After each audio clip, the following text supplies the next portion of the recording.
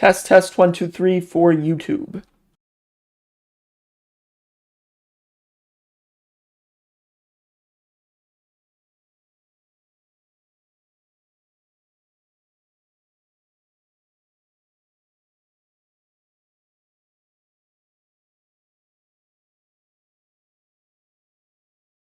Very good. Everything seems to be up and running.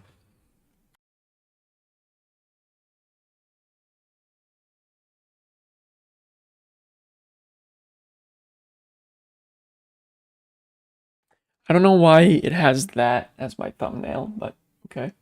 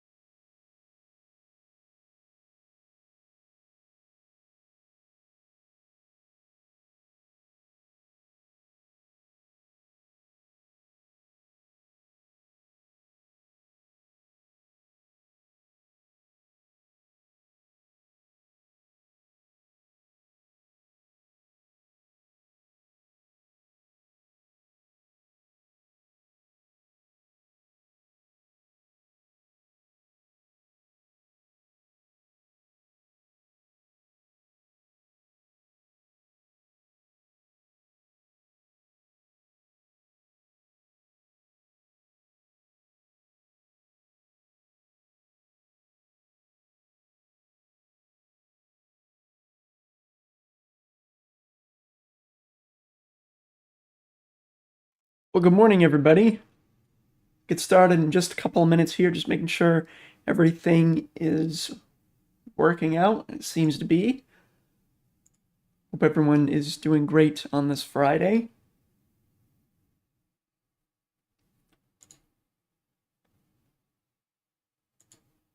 I think it said it was supposed to rain today, but there is not a cloud in the sky, and it's nice and sunny, so that's nice. I'm just gonna test one thing before I start, making sure this actually works. So far, it has. Okay.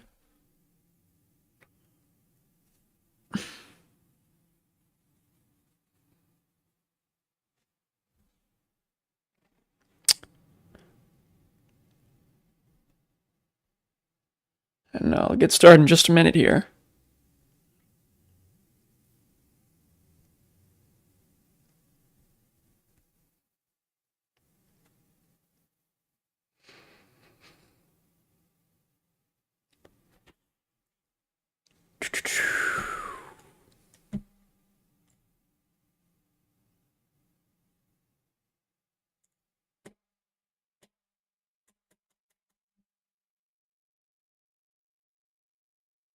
Boom.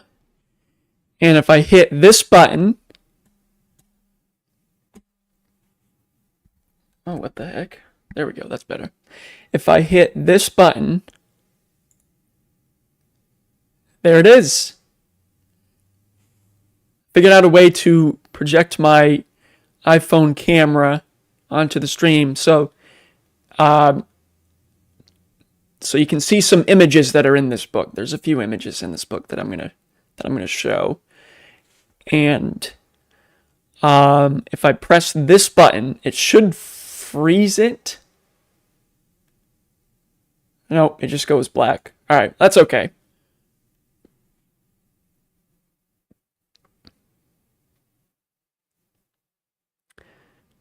But, I mean, I'll be saving the VOD anyways on YouTube, so anyone can just go back and find it. But yeah. Alright, I guess we'll get started.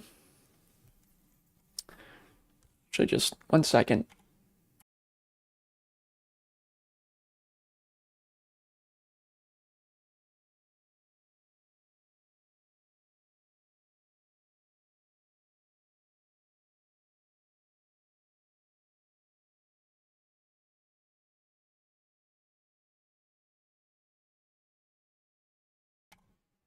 All right, here we go.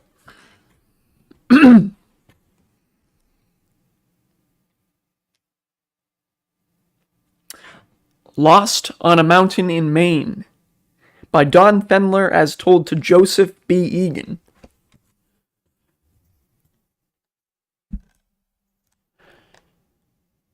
I started to run and found I couldn't because of the boulders that made me frantic, and I climbed over them like a cat and yelled and shouted and cried all the time. I yelled for my dad. I climbed up as high as I could on a big rock and screamed for him. Then I waited. No answering shout. Nothing. Just the noise of that wind and the purring sound of fine sleet driving against my clothes.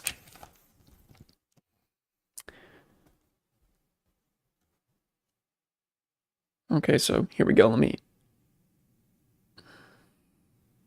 show you this.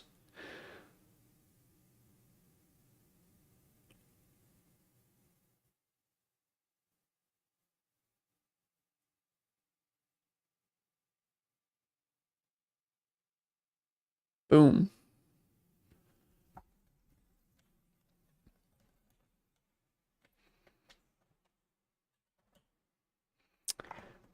Okay. Well, maybe this... Here we go.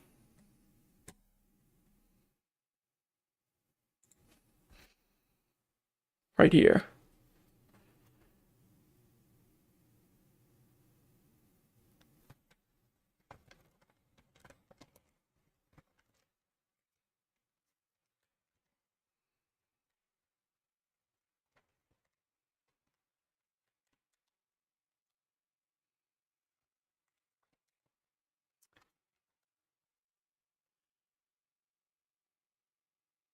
All right, here we go. Chapter 1. My adventure begins. First day. The top of Katahdin was just ahead. We could see it through a break in the cold, misty clouds that whirled about us. Henry wanted to race for it, but I shook my head. Those last 100 yards were heavy ones, and, in spite of the stiff, rocky climb, I was cold and shivery. Just as we reached the summit, the mist closed in around us and shut off our view of the mountain below. I was disappointed. Who wouldn't be after such a climb? We waited, shivering in the icy blasts that swept around us, for another break in the clouds. Dimly, just like a ghost, we saw a man standing over to the right, on a spur leading to what is called the knife edge. He saw us too, and waved to us, then started towards us. Henry is the son of a guide, and he seemed pleased. Let's wait here until he comes over, he said. Then we can start back together. That's the best thing to do. But I was cold and shivery. I never was good at standing cold anyway. Nights when Ryan and Tom slept with only a sheet over them, Dad always came in with a blanket for me. I thought of that, and of Dad somewhere back on the trail behind us. "Let's get out of here now," I said. I remember that my teeth were chattering as I said it, but Henry shook his head.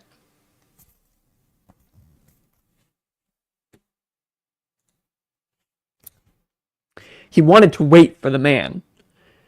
I think Henry was just a little bit nervous, and who wouldn't be, with all that big cloud-covered mountain below us and clouds rolling like smoke around us. But Henry was wise. I can see that now. He knew Katahdin. I was nervous, too, and maybe that is why I decided to go right back and join Dad and the boys. Maybe I was sorry that I had gone on ahead of them. Maybe that had been a foolish thing to do.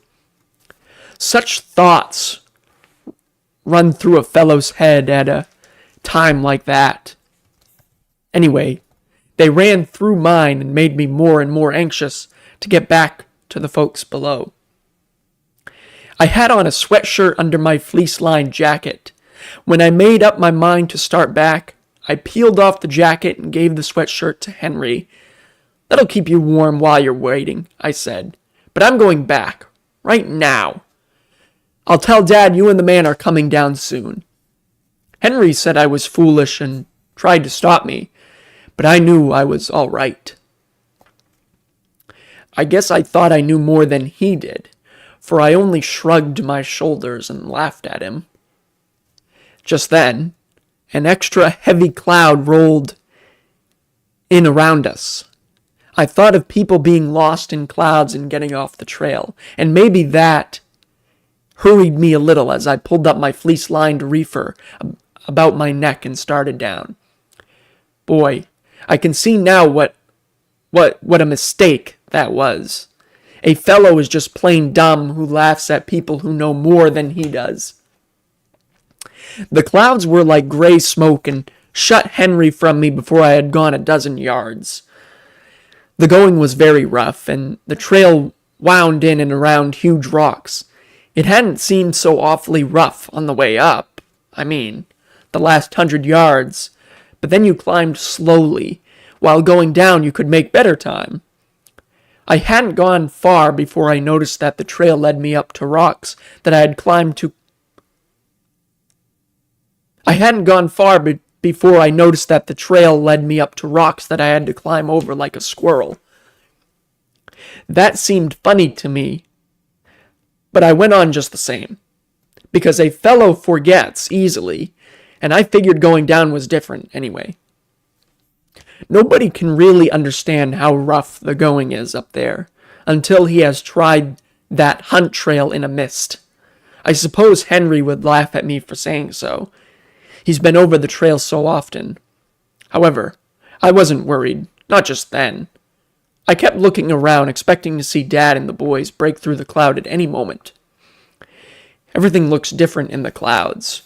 You think you see a man and he turns out to be only a rock.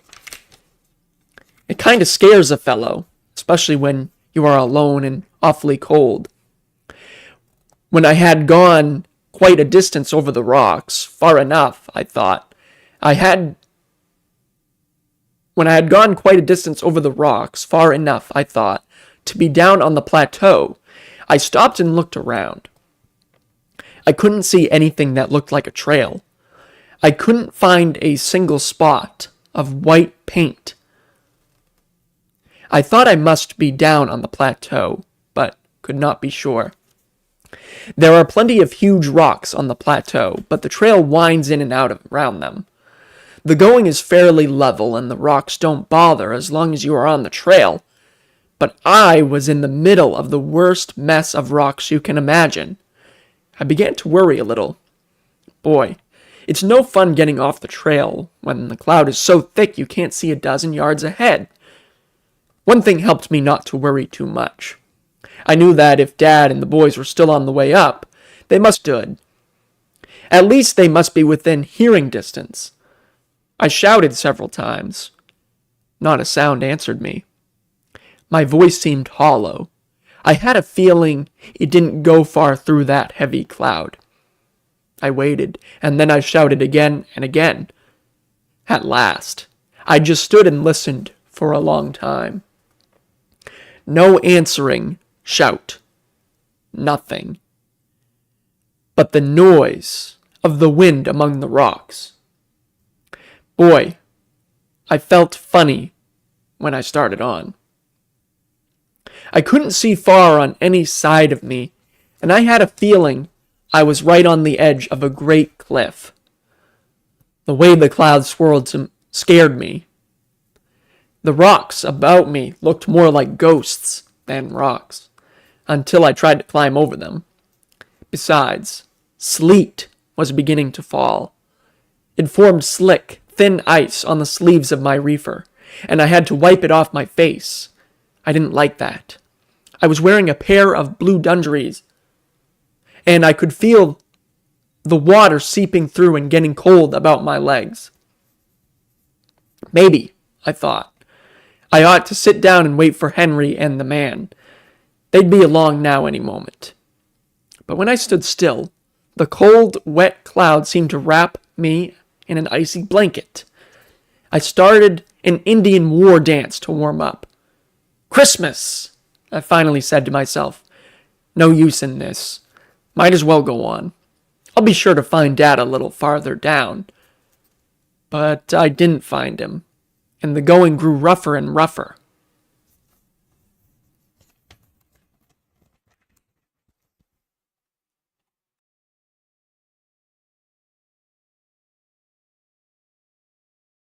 Well, that was the end of chapter 1. So, good morning, Purple. Have some appointments? No problem. Thanks for lurking. And good morning, any lurkers. Hope everyone's having an amazing Friday so far. Welcome in. Just getting started. That was chapter 1. And so, yeah, there are more images than I thought. So what I'll do is at the end of each chapter, I'll pull out my camera and show you here. So, actually don't know where I just put my phone here. One moment.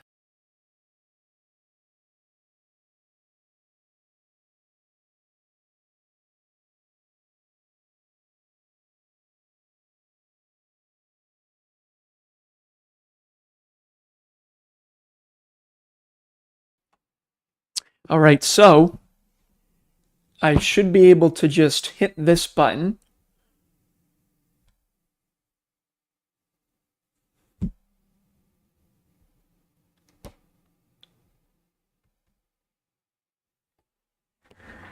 Takes a little longer than I thought it would, but that's all right.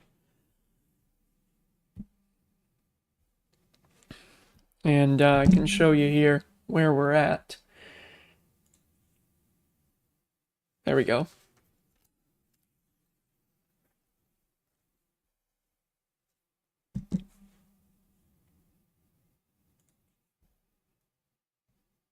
So this was the start of chapter 1 here.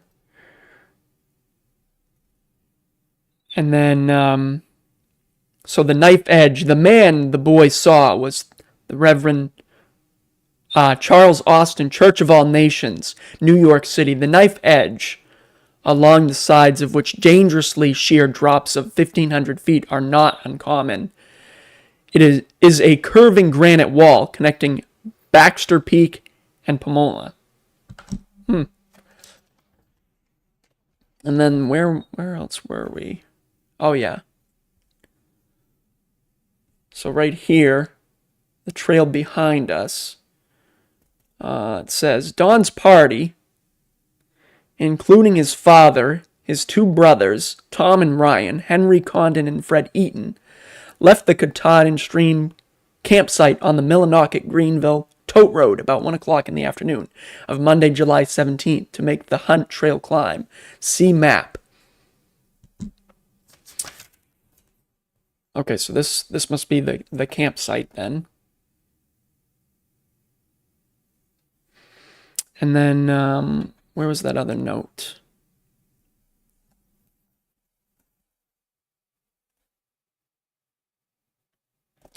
In hiking language, a trail does not necessarily mean a path.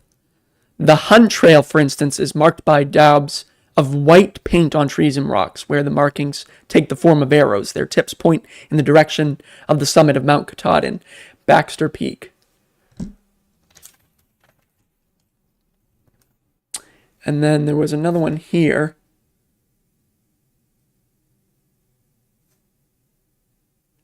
I was right on the edge of a great cliff, right here. This is probably the point at which the bloodhounds lost Don's trail, the second day of the search for him. So there's an image there of the mountain.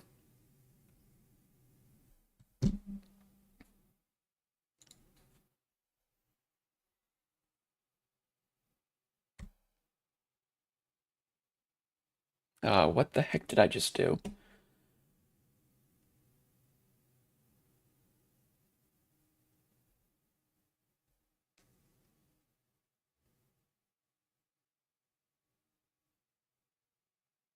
Oh.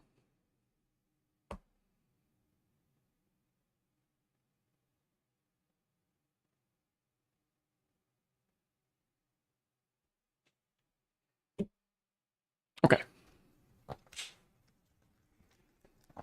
Chapter 2. Plumes of Panamola. First day. I hadn't gone far before I felt sure I was down on the plateau. I was off the trail and the going was bad. But there weren't so many big broken rocks to climb over. Once in a while I came to an open space with moss on the ground, and I could run a little and warm myself. I kept this up for a while, and then I ran plump into a tangle of pucker bush. Pucker bush grows so thick that a person can actually walk on it. Some places I did walk on it. Of course, you kept breaking through, first one foot and then the other. That wasn't so good, but it was easier to do that than to struggle over those big rocks. Pucker bush is funny stuff. It hasn't any actual thorns, but when the ends of the limbs die, they dry up hard and brown. Boy, are they sharp. I knew now, of course, that I was off the trail, and I was really anxious. I don't know how long I kept on over that kind of ground, but suddenly the pucker bush gave way under me, and I felt myself falling into a deep hole. I grabbed at the bushes as I went down and got hold of a big stem. For a moment, I thought I was a goner. Boy, that hole was deep, 20 or 30 feet, and there were jagged rocks on the bottom. I just hung on to that pucker bush, hoping that it would not tear out by the roots. I prayed a little, too, just hung on and prayed. I had a feeling that the bush wasn't going to break away, and it didn't. When I pulled myself up a little and found that the roots did not tear loose, I felt around and got a toehold on the rock and slowly worked my way upwards. It was some job, but I did it. At last, I squirmed out onto the rock on my stomach. It felt good to be safe again. I was out of breath and more frightened than ever. I just lay there for a moment, wondering what I should do next. When I got my wind, I stood up, and I guess I must have lost my head for a while. I remember running back the way I had come, shouting like mad. I cried a little, too. I didn't seem to mind anything. I tore through the pucker bush and jumped over rocks, falling and getting up and bumping into things. Nothing seemed to matter if I could only get out of there. When I was all out of breath, I sat down on a rock and, after crying a while, I calmed down and began to think. No use running around like that when the cloud was so thick you couldn't see where you were going. The thing I had to do was figure out a plan and stick to it. I remembered some of the things I learned in scouting. First thing, I must keep my head. Then, maybe, If I looked close, I could find a trail. I got down on my hands and knees and scouted around. Not a thing, not a turned over tuft of grass, not a broken weed, nor a bent twig, not a displaced stone. That's funny, I said out loud. Somebody must have come along here sometime. Maybe if I wait until the cloud parts again, I can get my bearings. But the cloud rolled in denser than ever, and more sleet fell. I was getting awfully cold and wet. I listened. There was a queer whining noise in the air. Sometimes it sounded like heavy surf. I tried to figure out where it came from. It must have been wind blowing in rocky caves, or wind in treetops on the timberline below. That sound made me feel creepy. I thought of Pomola, the evil Indian spirit of the mountain, and the stories the guides told about him. He lived on the mountaintop, right where I was standing, perhaps. Some guides called the clouds that stream across the top of the mountain the plumes of Pomola. He hated his own race, and, once, according to the strange tale of a half-breed, he shook his white feathery plumes over a party of redskins, and they just disappeared. There they were. 1 minute, shining in the sun, and the next, they were gone and nothing was left of them but clouds that dissolved into the air and disappeared. Strange that people should believe such yarns, but that's the kind of story the guides tell around their mountain campfires. Good stories, too. Corkers, but I caught the guides winking at each other as they spun them for our benefit. And now, there I was, right on the spot, maybe, where those Indians had vanished. What if I should vanish too? What would Mommy do, and where would Dad look for me? Funny what thoughts pop into a fellow's head when he is alone with the clouds and the mountain.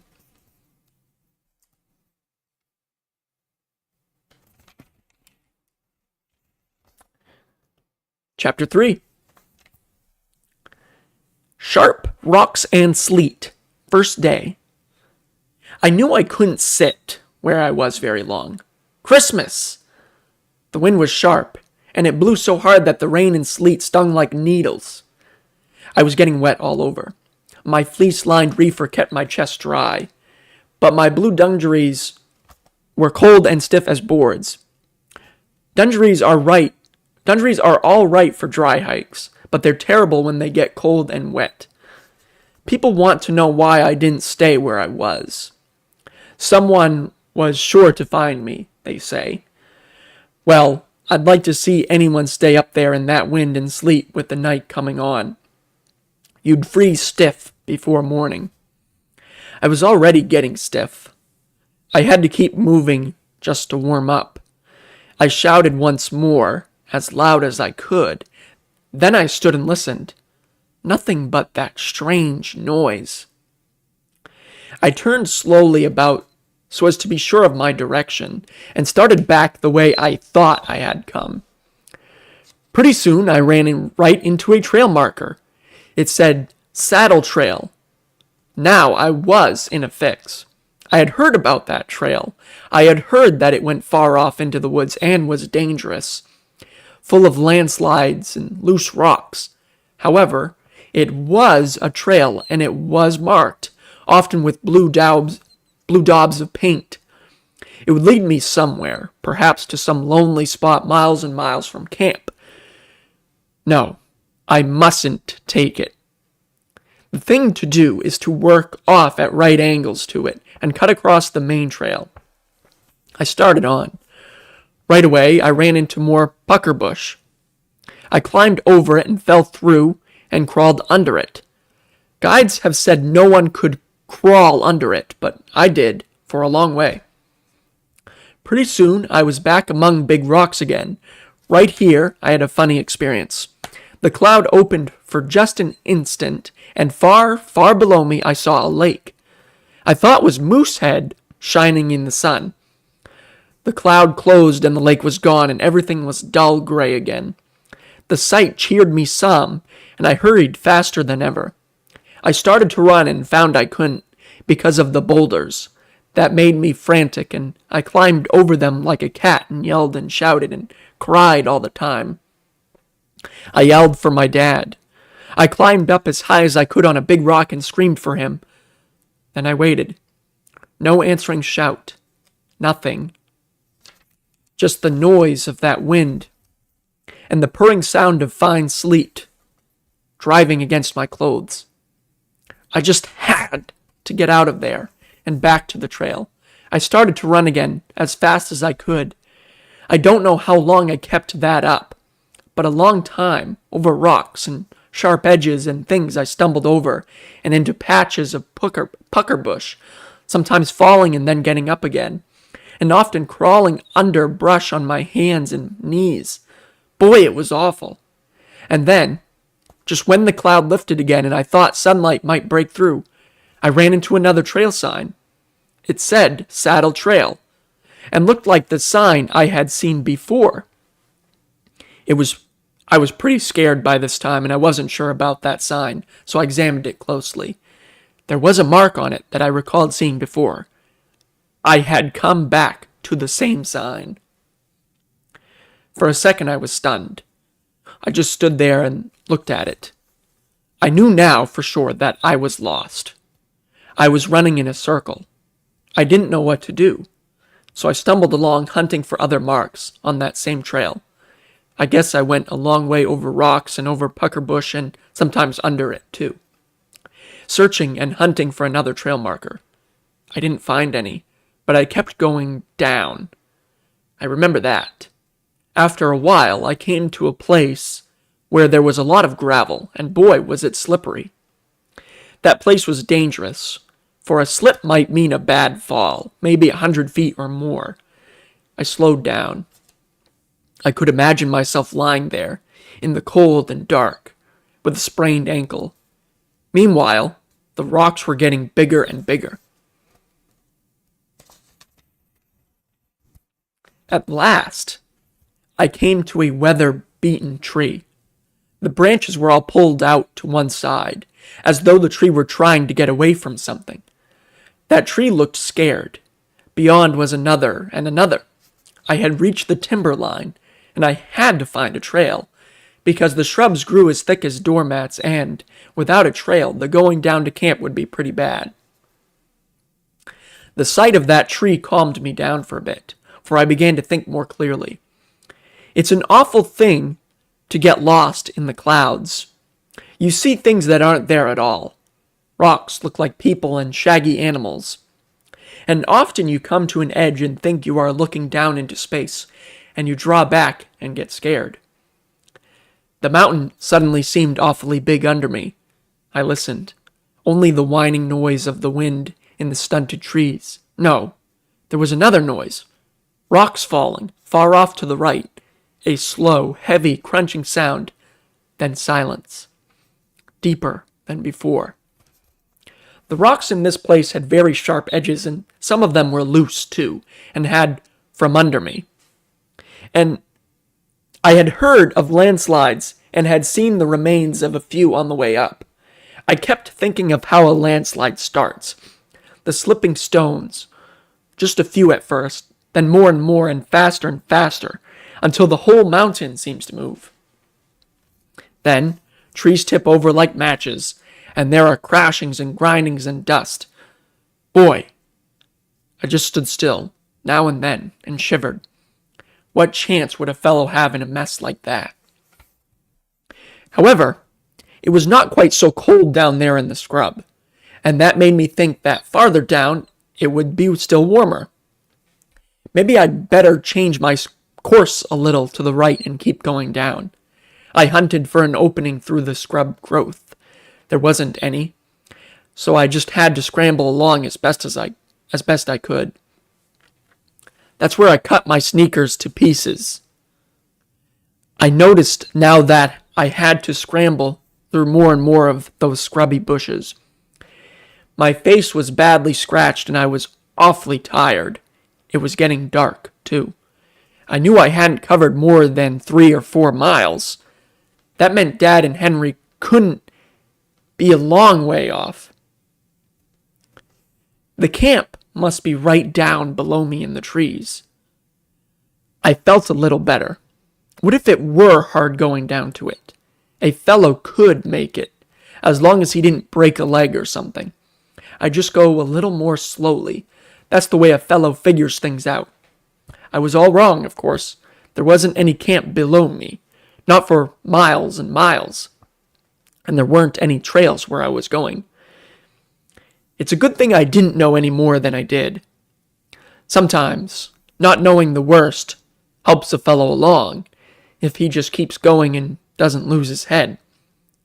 The trees grew taller and taller. Going was easier than at first, and the air was warmer and not quite so soaked with mist. There was no sleet. I could see a little ways ahead, just broken mountainside with bushes and trees everywhere. No use to shout now. No one could hear me. Just one thing to do, work my way down to the camp. Maybe I'd be late for bacon and beans, but what of it? Dad might be mad because I didn't stay with Henry and the man, but he wouldn't hold anything like that against me very long. Just as I was thinking over such things, I slipped off a big rock and hurt myself. I lay at the base of it, kind of stunned. At last, I got on my feet again. I saw that night was falling. The woods were clearing of mist but getting dark. I knew it was raining, but where I was, the trees protected me a little, though drops kept falling and wetting my hair. I thought over what I ought to do for a long time. Then I decided to sleep right there for the night. Before I bedded down under a big tree, I scouted around a bit and found a small stream. I knew then I was near the foot of the mountain. I was hungry. Boy, I wished I hadn't eaten all my raisins on the way up. A raisin would have tasted good. I was thirsty too, so I took a drink. Then I took off my sneakers and dabbled my feet into the water. Christmas! I was surprised. Those sneakers were clashed all over. When my feet felt better, I got up and started towards the tree. On the way back, I saw a cave. It looked deep and dry, but I was afraid of it. I picked up a rock and threw it in. I could hear it bounce inside. Nothing happened. I thought it would be a good place to sleep in, to get out of the cold and rain, but I was afraid of some animal coming home in the night. So I passed it up and went back to that big tree. It had 2 roots that ran out like arms. I got a little moss together in the hollow and lay down. I curled myself up into a ball and pulled my reefer down over my legs. The dendries bothered me. They were wet and cold and as stiff as boards, so I got up and took them off. I put them and my sneakers under an old rotted tree trunk to keep them as dry as possible. I said my prayers and lay down again and shut my eyes. I was more comfortable but awfully wet and cold and hungry. Things look different at night in the woods, especially when a fellow is alone. Maybe a first-class scout who had timber experience wouldn't mind, but I did. I listened for a long time. Some queer bird screamed in the distance. Something fell on the mountain. A frog croaked. The mosquitoes were thick too, and I kept slapping them off my face and neck. At last, I stripped off my blue shirt and wound it around my head. My fleece-lined reefer covered me down to my waist, and I could draw up my legs under it too. My feet gave me the most trouble. I couldn't cover them very well, and they were awfully cold. I kept thinking of Mommy and Dad and wondering about them, and then I said some more prayers and felt better inside. I felt that God would help me if I needed help. I woke up once or twice, and each time I wondered about Mommy and Dad. I felt awfully sorry about what had happened, for I knew Dad was out on the mountain somewhere looking for me. I knew that up on the top it was cold, pretty near freezing, and I blamed myself for not sticking close to Dad and the boys on the hike up. If I had done that, I would be safe on my cot bed in camp. I cried myself to sleep. When I opened my eyes again, it was morning, and rain was still falling, but not heavily. I couldn't figure out for a moment where I was. Then I remembered. Just below me was a little open space through which the stream ran. Beyond it was an old stump, all hazy with mist and the drizzling rain. I was shivering and unhappy.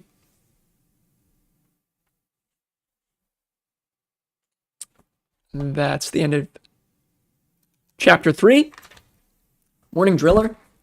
Gonna listen as much as I can. Lurk. Thank you so much, Driller, for the lurk. Good morning, and good morning, Sierra.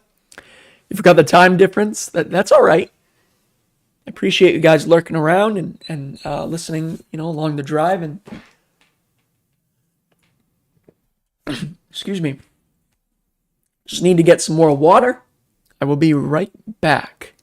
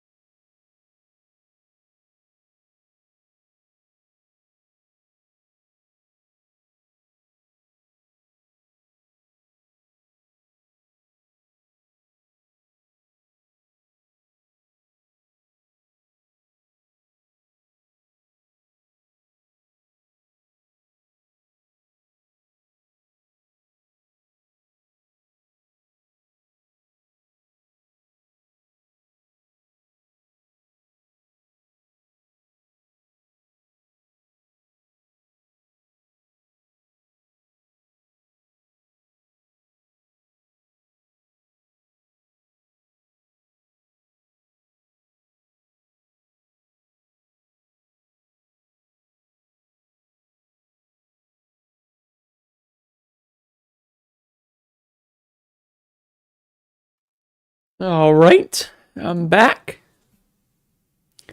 Doing great. The book sounds very interesting, even just the one chapter that you heard. Thanks.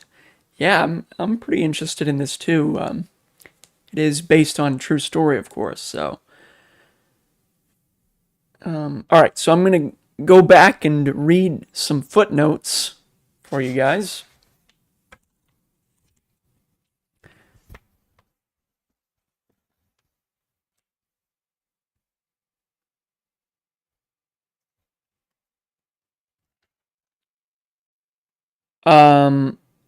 So back in chapter 2.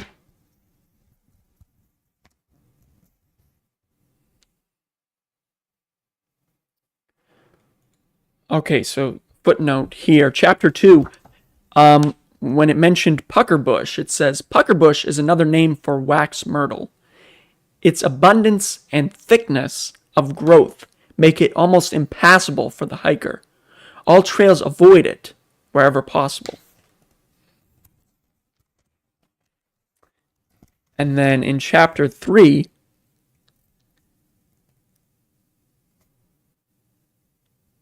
the sentence, you'd freeze stiff before morning. There was a terrific hail and sleet storm on top of the mountain that night, through which it is doubtful if an unprotected person could have lived.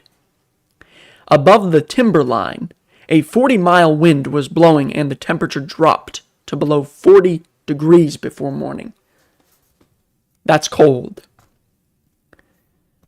And then on the sentence, no, I mustn't take it. It says, although the saddle trail is extremely dangerous, had Don been able to follow it, it would have led him down to Chimney Pond, see map, where Roy Dudley's camp is located, and which was inhabited that very night.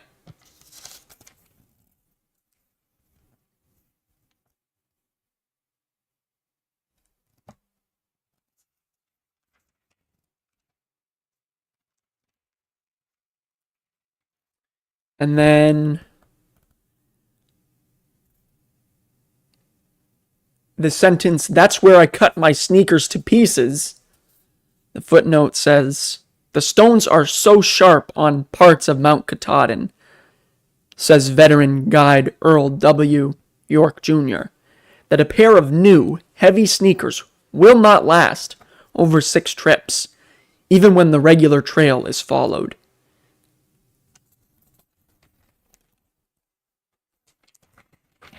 And then on the last page of chapter 3,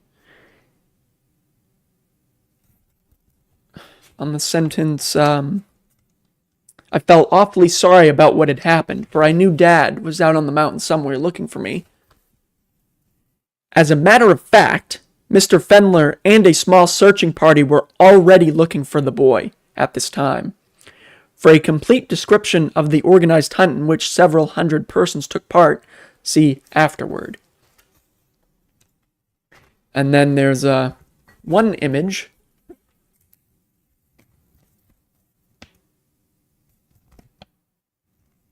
in this chapter. Let's see if this works again. Whoops. Show right here. So yeah, you can see the mountain there.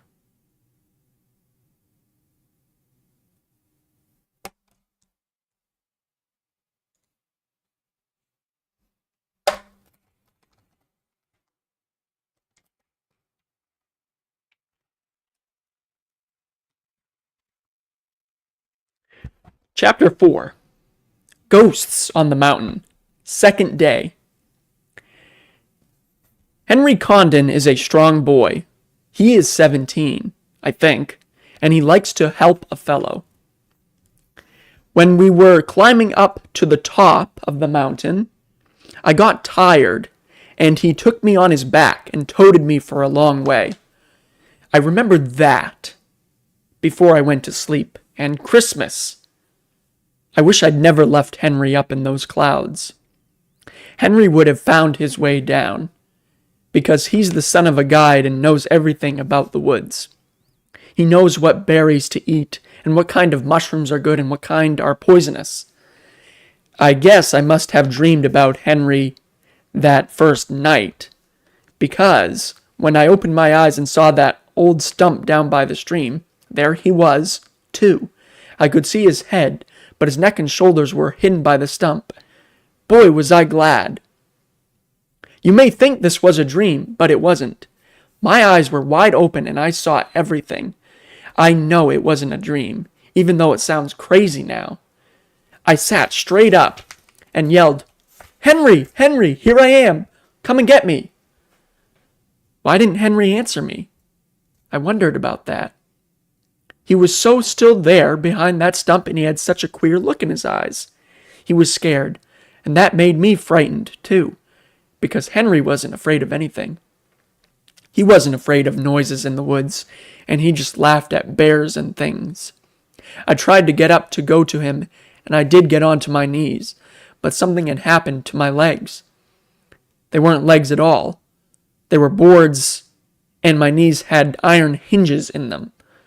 So I just stayed there, leaning on my hands and looking at Henry. Watching Henry was enough to scare the daylights out of a fellow. His eyes seemed to be popping out of his head. They never winked. They just started downstream. I had to do something. "Henry! I screamed. "Here I am! Don't you see me? Come and get me! I can't walk! I can't get up!" Then, when Henry didn't even look at me, I turned around and saw why. Christmas! No wonder Henry was scared. Over there near the stream, in a clear place, were 4 white figures. They were men, and big men too.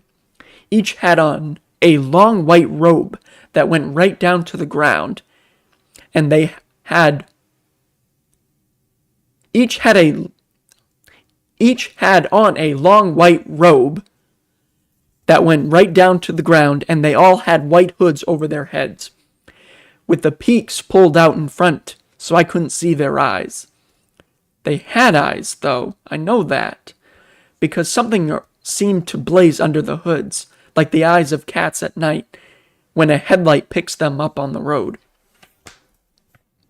Each one of the men had a long arm stuck out towards Henry. The arms were partly covered by white sleeves, but they were partly bare, too, and skinny. I knew then what was happening. Those men weren't going to let Henry help me.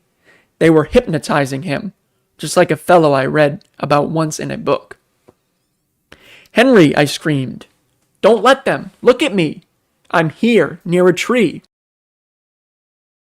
I began to cry, because Henry wouldn't answer me. Just then, a man on a black horse rode out of the thicket on the other side of the brook. He was smiling, and I thought he was going to rescue Henry, but he rode right along and disappeared. Right after him came a black automobile. I knew then what had happened. Boy, was I happy. Dad had come for me. I was so glad that I cried, and I held on to the tree and pulled myself up onto my feet and shouted, and Dad answered me. "Dawn! Dawn!" he shouted. "Here I am, Dad!" I yelled back. I got my legs going and started towards the brook. I went right by Henry, and I must have frightened the 4 men, because they disappeared like smoke. I was pretty wise, too, because I remember fishing my dungarees and sneakers from under the old tree and taking them with me when I ran towards Dad. I waded into the water, and boy, was it cold. It made me shiver all over. I stumbled on a slippery rock and went down on my hands, and the water splashed into my face. It felt good, because my face was hot with so many black fly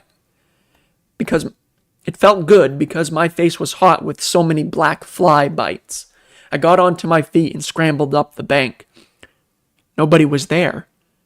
Henry was gone. Only the old stump stayed where it was. The automobile was gone. And though I yelled till I was hoarse, nobody answered me. Dad was gone too. I just sat down on the ground and cried. I don't know how long I sat there and cried, making my hands go up and down on my knees. But pretty soon I felt weak all over, and so I stretched out on the bank and put my head on my arms. I got to thinking about Henry and the 4 men, and I thought about them for a long time. That's the way people go crazy, I said to myself. That's when they start to run and tear off their clothes. Well, I wasn't going to go crazy. Not if I could help it.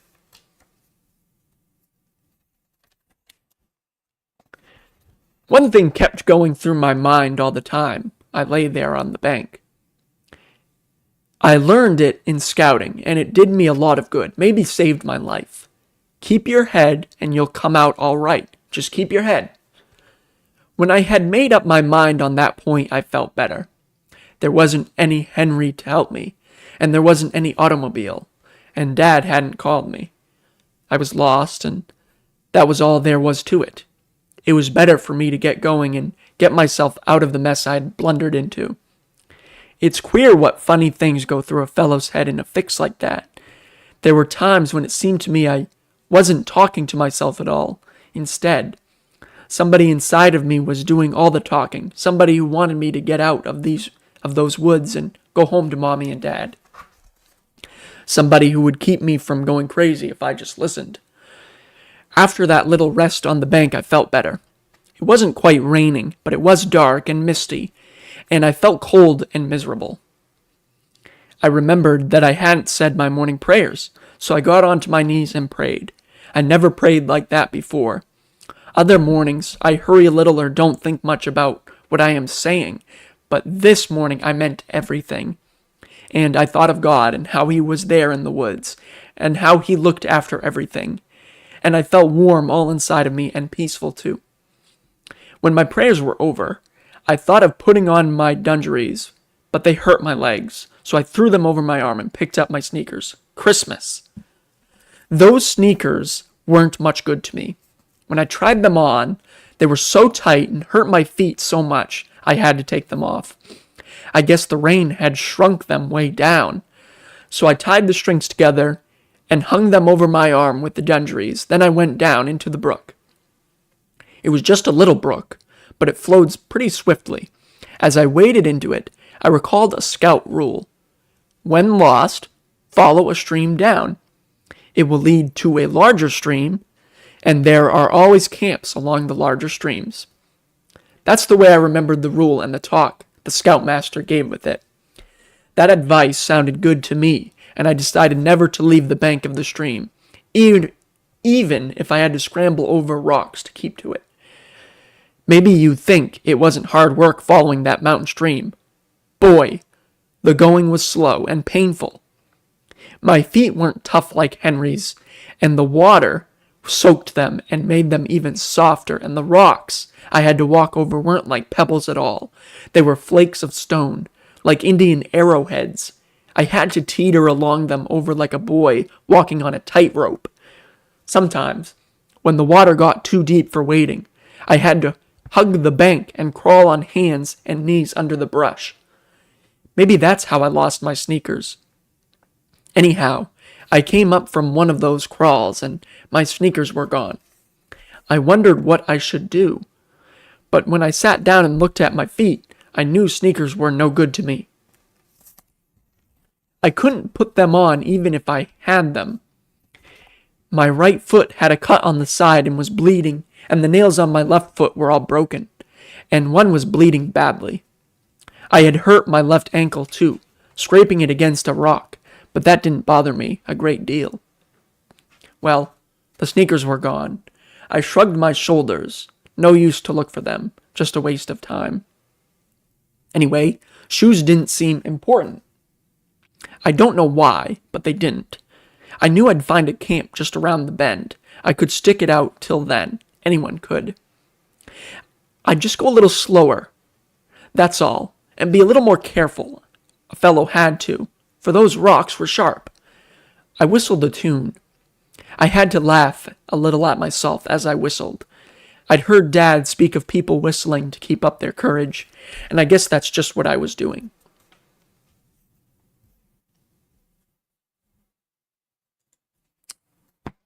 So that was chapter 4.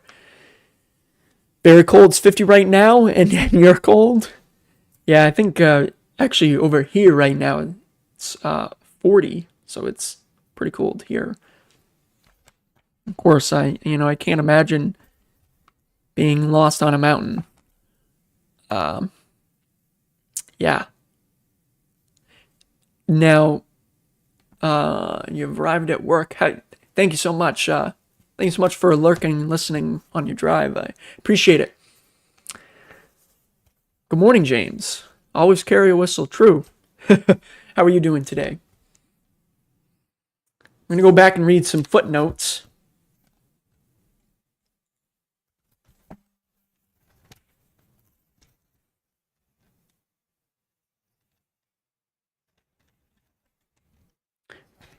Okay, back on page 23.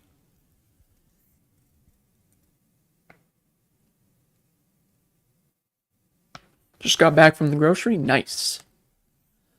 Welcome back. Welcome in. Okay. So on the sentence, they were hypnotizing him just like a fellow I read about once in a book. No amount of questioning could shake Don on this point.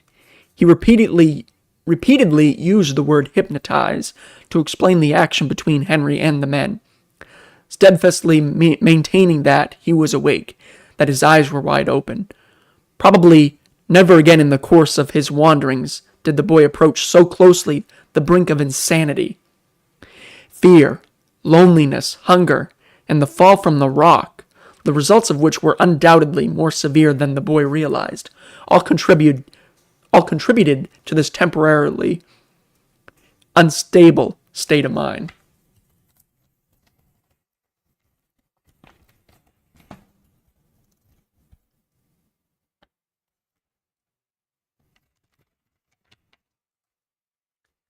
And then on the sentence, I guess the rain had shrunk them way down. The rain and dampness may have shrunk Don's sneakers, but it is more than probable that those sneakers, shrunk or not, would no longer fit the boy's swollen feet. And then... what just happened?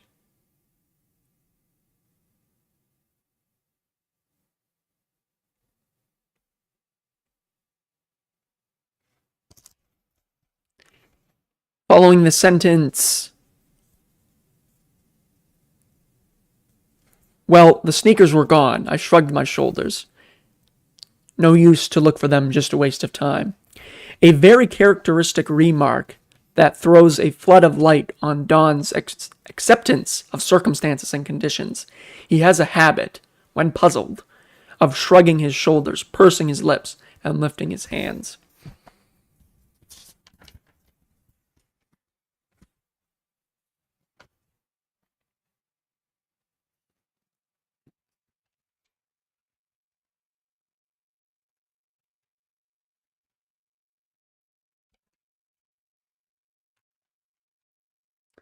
Okay, there was an image there, but I'm going to read on a couple chapters here and then show an image and a couple more that are coming too.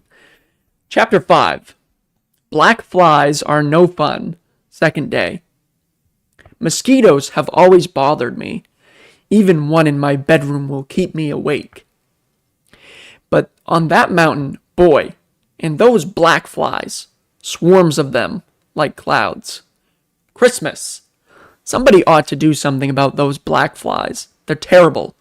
Around your forehead, under your hair, in your eyebrows, and in the corners of your eyes, and in the corners of your mouth. And they get up your nose like dust, and make you sneeze. And you keep digging them out of your ears. I don't know how long I walked fighting them off, and trying at the same time to pick soft spots for my feet, when I suddenly felt weak all over. I was hungry. I knew I would have to find something to eat. I left the stream and went up into an open space that looked like an old pasture. I saw berries there on bushes that looked to me like blueberries. I was about to eat some of them when I remembered that Dad had told me, never eat berries unless you're sure of them, especially the blue ones. I wasn't sure of these blueberries. I never had picked any. So I passed them up and went back to the stream and drank a little water instead. About the middle of the afternoon, I sat down on a big rock to rest.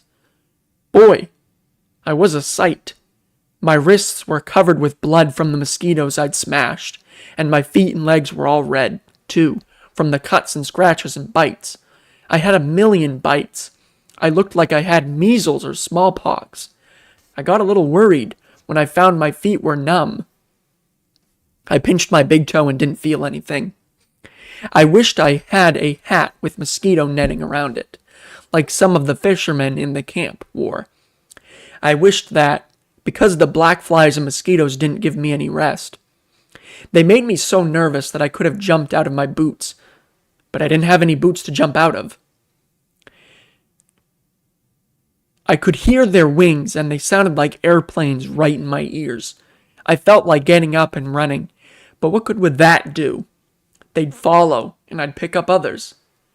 Anyway, they were only flies, and not bears or wild cats.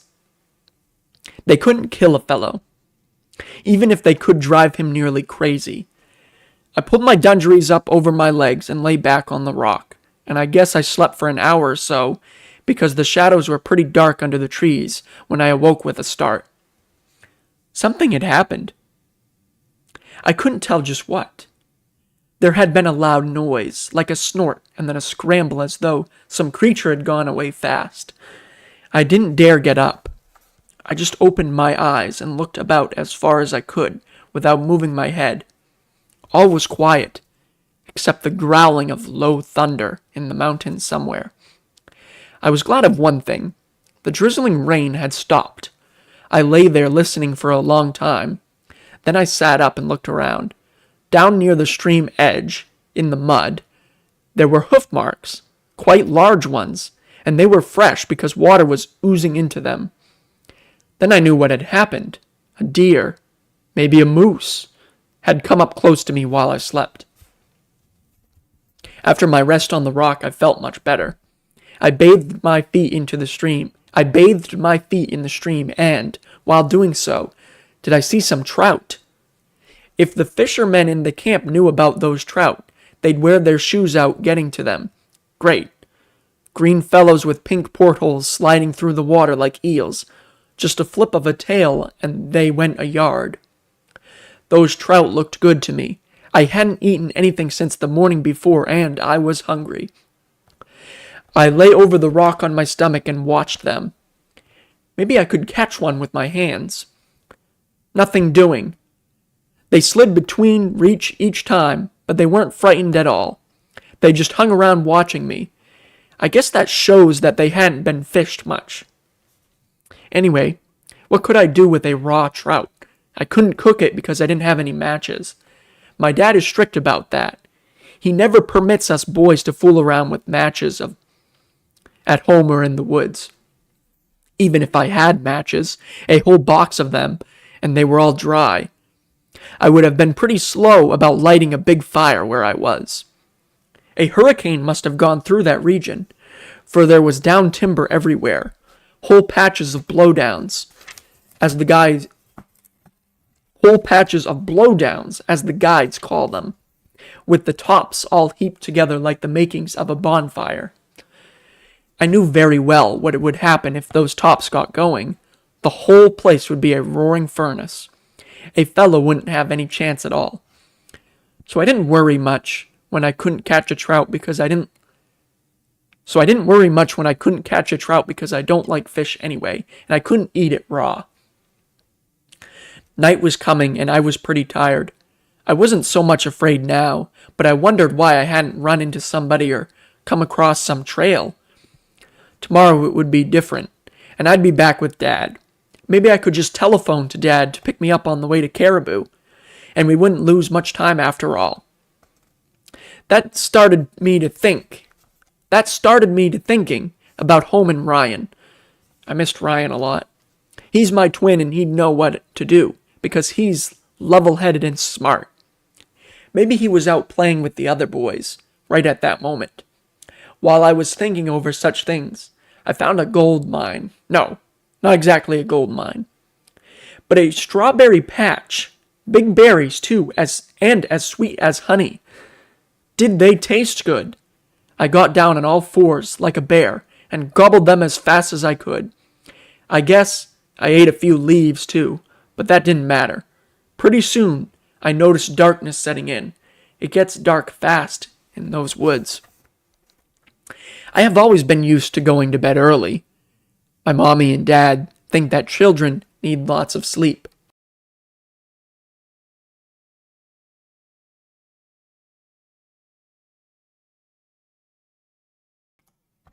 Just before I found the berry patch, I came across an old stump with a lot of green moss around its roots. That seemed like a good place to sleep, so I went back to it. My dungarees chafed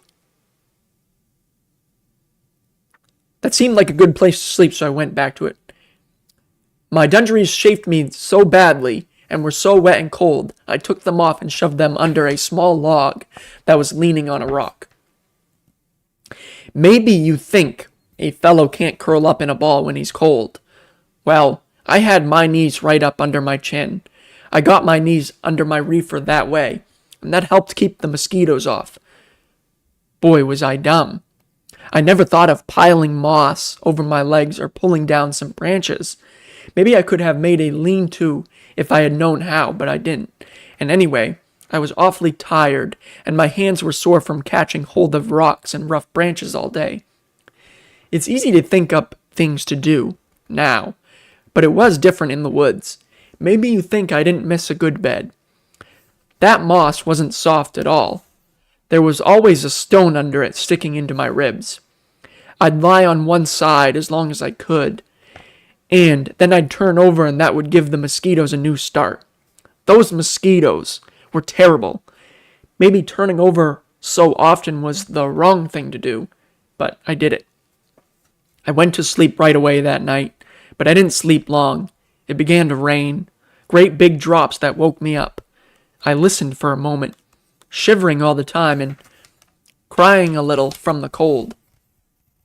I could hear thunder, but it sounded way off and kind of hollow. Then it started to rain harder and harder, and I remembered a hollow tree I passed. I stumbled back towards it. Boy, was it dark. I could feel the fleece in my reefer getting wet, and I didn't like that. I was in such a hurry that I forgot my dungarees. At last, I found the tree and crawled in. It was bigger than I thought, and I was able to curl up in a sitting position. It was dry and warm in there, and I just thanked God for being so good to me. Then, I dropped off to sleep.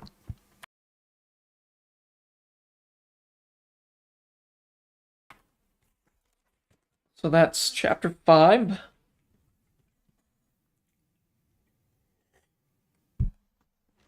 I'm going to rest my voice for a bit.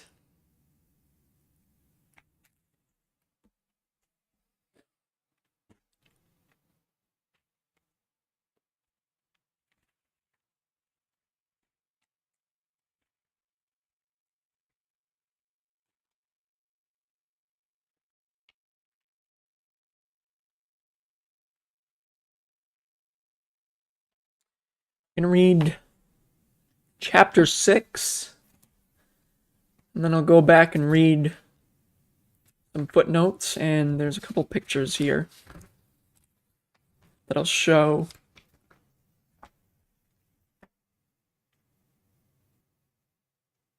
Wow, okay. How are you liking it so far? I am loving it so far. And it's crazy to imagine what this boy went through, you know? And I mean, this is only day 2 out of we'll find out. But yeah, I mean, that I am enjoying the read so far.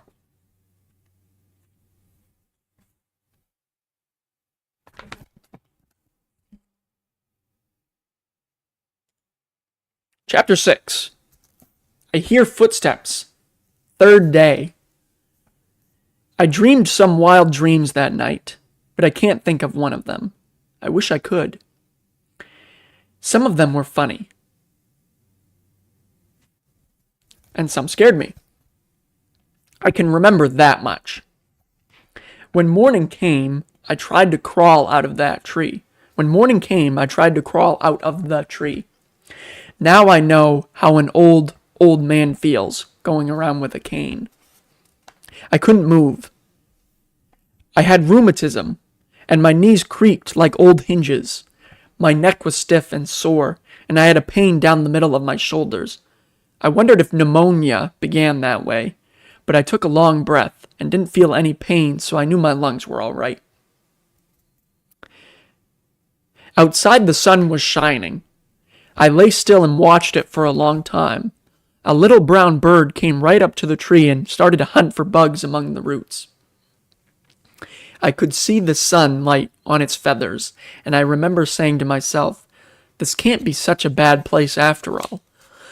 That little bird seems to like it. When the bird had flown away, I worked my way out of the tree. Boy, that was some job. The sight of that bird eating grubs made me hungry, and so, after going over and looking at my dungarees I left on the stream, I left the stream and went back up. Oh my. 1 second. The sight of that bird eating grubs made me hungry, and so, after going over and looking at my dungarees, I left the stream and went back up on a little hill where some bushes grew. I didn't put on the dungarees, for when I felt of them, they chilled me. They were so cold and wet and stiff. I just shoved them back under that old tree trunk. On the hill I found some berries. They were pretty dry, but I ate all I could find. Then I remembered that I hadn't said my morning prayers. I didn't want to start the day that way, so I knelt down and prayed for quite a while. You see, at that time I didn't really think I was in a bad fix. I knew I was lost, but I expected to run across someone fishing or camping around every bend in the stream. That's the way it is. You keep saying to yourself, well, I'll find somebody around the next bend. You keep saying that to yourself all day long. It never came into my head that a fellow could get so badly lost in the United States of America, and that days would pass without seeing a soul. After I had said my prayers, I went down to the stream, found my dungarees, and threw them over my arm. I waded into the water, hugging the bank as much as I could. I did that because the ground there was not quite so hard on my feet. Every little while I would come across a sandy place where I could straighten up and walk fast. As I went along, I came to a big rock, a piece of granite, I guess, that had rolled down from the mountain. On the shore side of it was a patch of bushes so thick that I could not force my way through. On the stream side, the water was so fast and deep that I knew I could not wade it. I had to crawl to the top of that boulder and then jump a big crack to another rock. I forgot to say that by now the brook had become quite a stream. I don't know how many little brooks had run into it, but I know I crossed over quite a few. I got to the top of the boulder, all right, but I hurt my wrist doing it. I sat down on top to rest, and that gave me a chance to watch the water rushing between the rock I was on and the one I sat down on top to rest, and that gave me a chance to watch the water rushing between the rock I was on and the one just beyond. That water gurgled and churned and seemed to be trying to climb right up to me. I was pretty stiff, but I knew I had to jump, so I tossed my dungarees across ahead of me. In one of the pockets, I had a big piece of rock. I was carrying it back to Mommy from the top of Katahdin. Maybe she'd use it as a paperweight or a doorstop. That rock was heavy, and I knew Mommy would like it, so I carried it along. Well, I didn't have the strength enough to toss my pants clear across onto the rock. The legs hit the top all right, but the pocket with the stone in it slapped onto the side with a dull thud. And there my dungarees hung for a second, slowly slipping, inch by inch, into the white water racing below. All I could do was watch them slip. Why didn't I jump across and save them?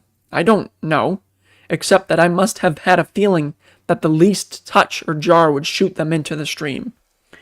Maybe I was just paralyzed, looking at them. Boy, what a moment!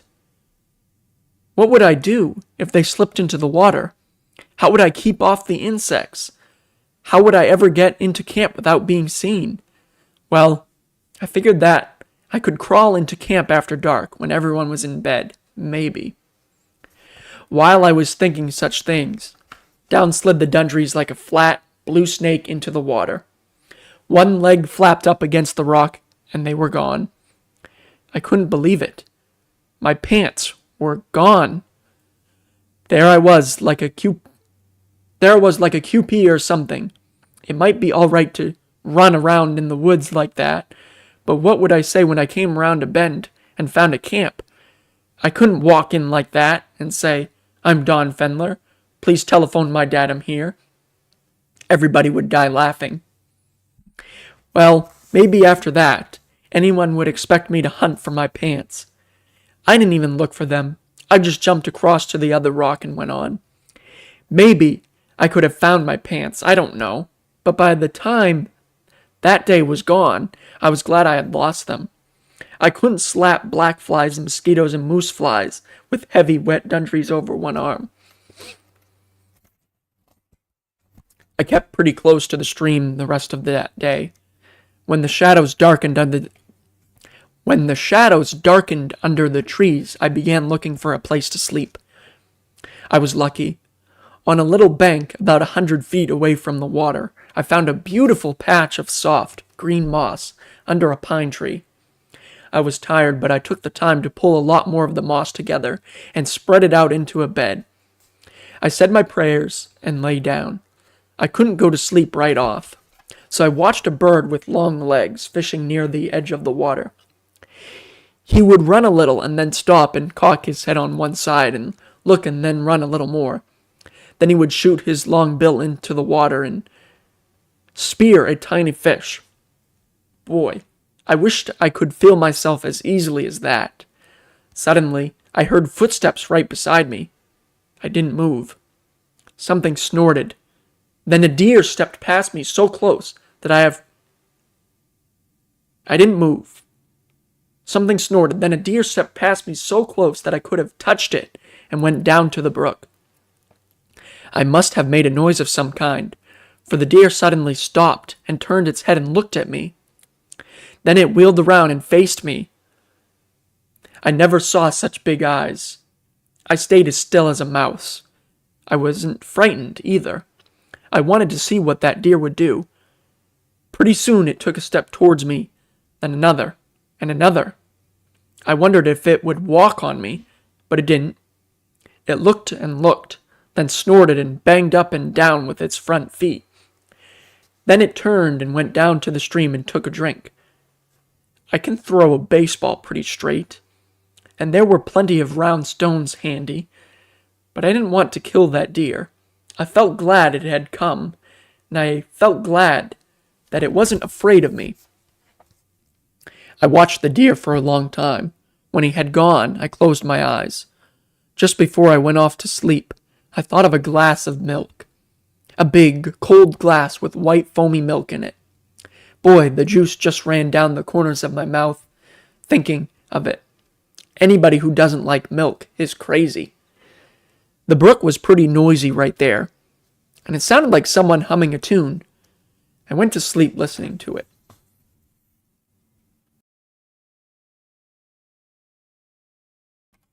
That was the end of chapter 6. Okay. Just making sure everything's still working. And I will be right back.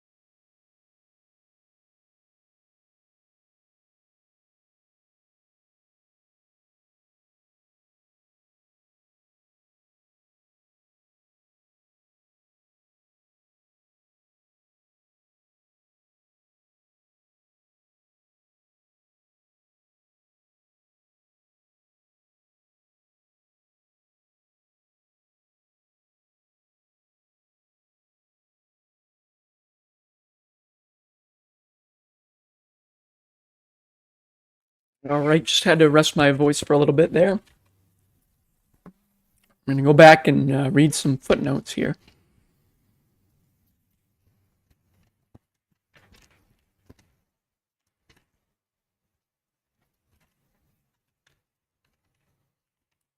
So back in chapter 5,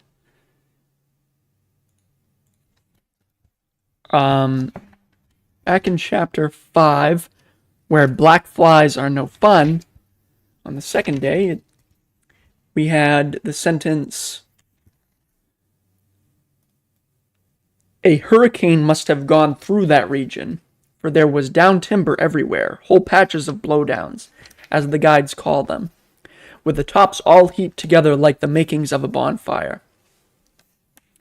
A windstorm wrought considerable havoc on Mount Katahdin in 1932. Don refers to the results of this storm. And then on the same page, we have the sentence, maybe I could just telephone to Dad to pick me up on the way to Caribou, and we wouldn't lose much time after all. Mr. Fendler had promised the boys a trip to Caribou following the ascent of Mount Katahdin.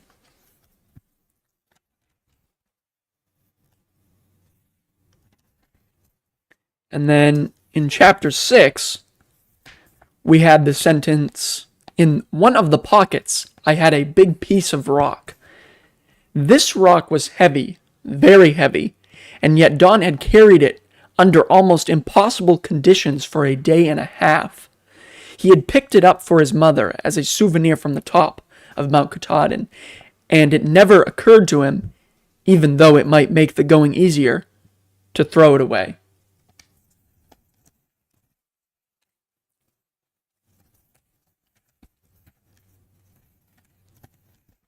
And then, okay, that was it for the footnotes. Now I'll show some pictures here, some images.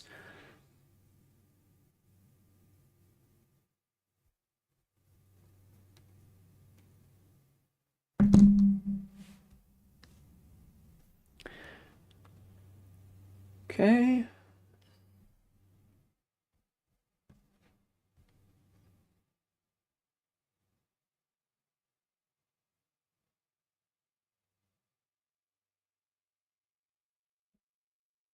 Still have BRB on the screen. Oh, shoot. Thanks for saying that. I didn't realize I had that. Well, that's a little annoying. All right, there we go. Thanks.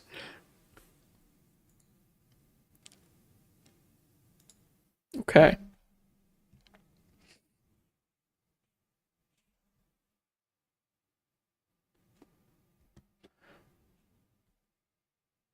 So, for some reason, I have my Twitch dashboard open in front of me, and I have the YouTube dashboard open in front of me, and for some reason on YouTube it still says connect streaming software. I don't get why. But I know it's working because I have the stream pulled up on my iPad right next to me. So, but it's working anyway, so that's good. Okay, turn this on. Okay, so, oh, where was it here?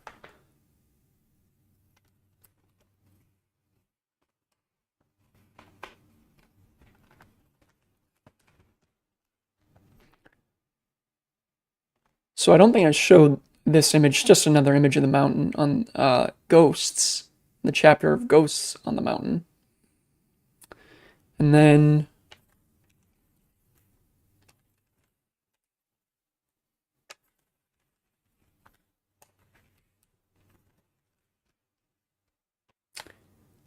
in the chapter I Hear Footsteps, there's this image of the brook.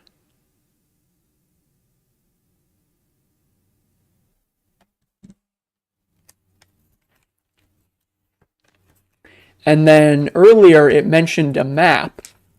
And here's a map right here.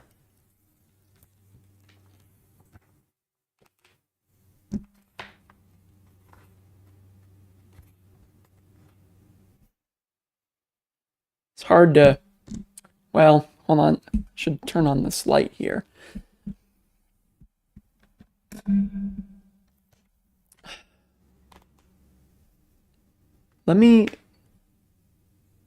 Hold on. Let me kill this so I can freeze it.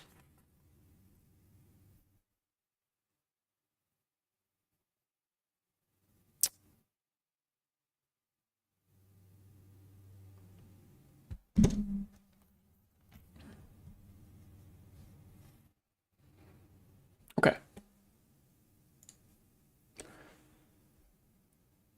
So here's a picture of the map here. Here's a picture of the map here. You can't really see all of it, but it's pretty close. So wow, so I don't know if you can see my cursor. Probably can't. But it you know, it says lost here.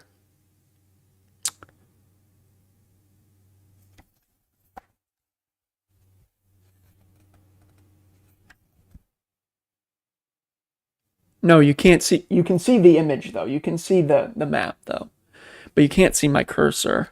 I don't know how I can turn my cursor on, but that's all right.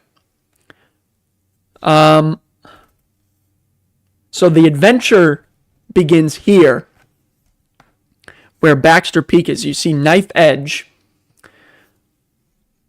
and so on the bottom of the left page, you see Knife Edge.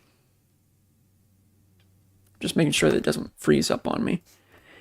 The route shown on this map represents the shortest possible distance between points definitely touched by dawn. The boy undoubtedly covered from 2 to 3 times this distance, circling, wandering to the left and right of the route indicated above. So the route is, I don't even, where did it even get lost here? Okay. So here, adventure begins here. Hunt trail, saddle trail, first night on the left page. Maybe I'll just zoom in right here. There we go. This works. So first night and tree that looked scared right here. Saw the trout here. Second night, lost pants here. So if we go back down here, the hunt trail, Katahdin Stream campsite, the owl, yeah. Spring, the owl, the Klondike. So wow. So here's the trail. And he's all the way over here now. Oh, I can't zoom. Oh, shoot. Okay.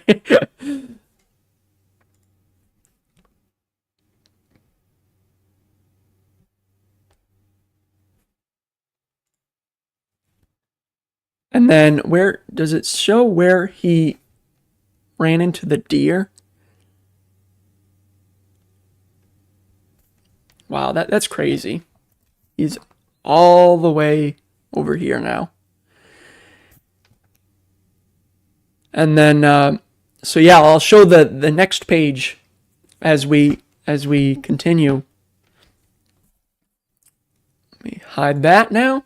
Turn this off. There. Never a good time when you lose your pants. Yeah, no kidding.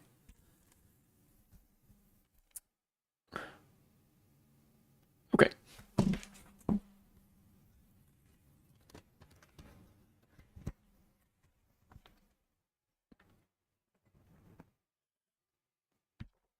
Chapter 7. Bears are not so bad. Fourth day. I had plenty of dreams that night. Maybe you never chased your pants all over the lot and never could catch up with them because they could run faster than you could. Well, that's the kind of dream I had, and I must have been thinking a lot about my pants, because when I woke up, the backs of my legs were as sore as though I had slid down a rock and taken the skin off. The skin was off, too. But I had done it myself in the night, scratching mosquito bites. Christmas was myself in the night. Oh, the skin was off too, but I had done it myself in the night, scratching mosquito bites. Christmas was I sore. The red, deep scratches burned like fire, and a million black flies and mosquitoes bit right into them. It's bad enough in the woods to have a whole skin for bugs to peck at, but get a break in it and see what happens. That's when you run into real trouble.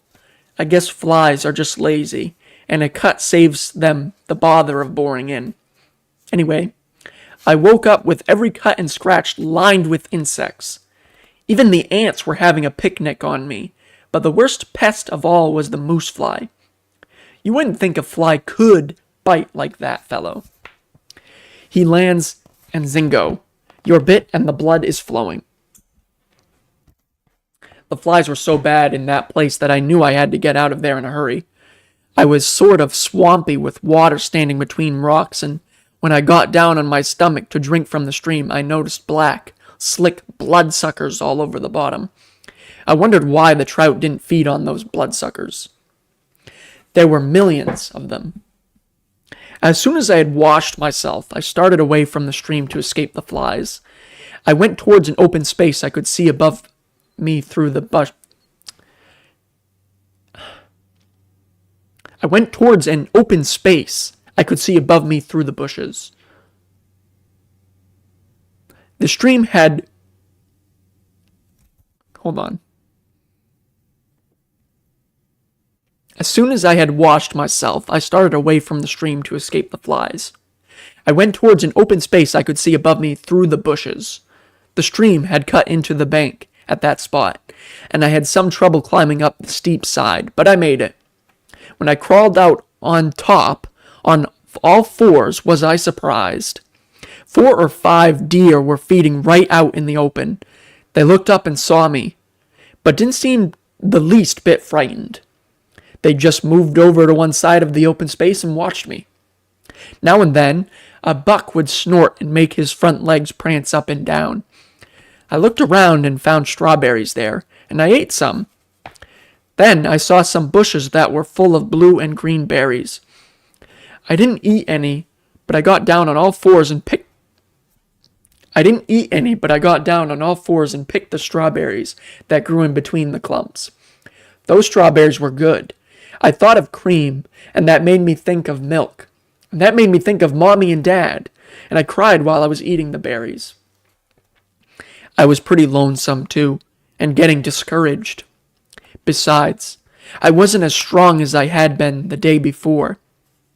I had to work harder to get through the brush, and once, where my jacket was caught in a thorny vine, I had trouble getting it loose. I almost gave up. That vine was so strong, it tore pieces out of my jacket and scratched my legs till they bled. Anyway, I got out of that fix and began to eat strawberries.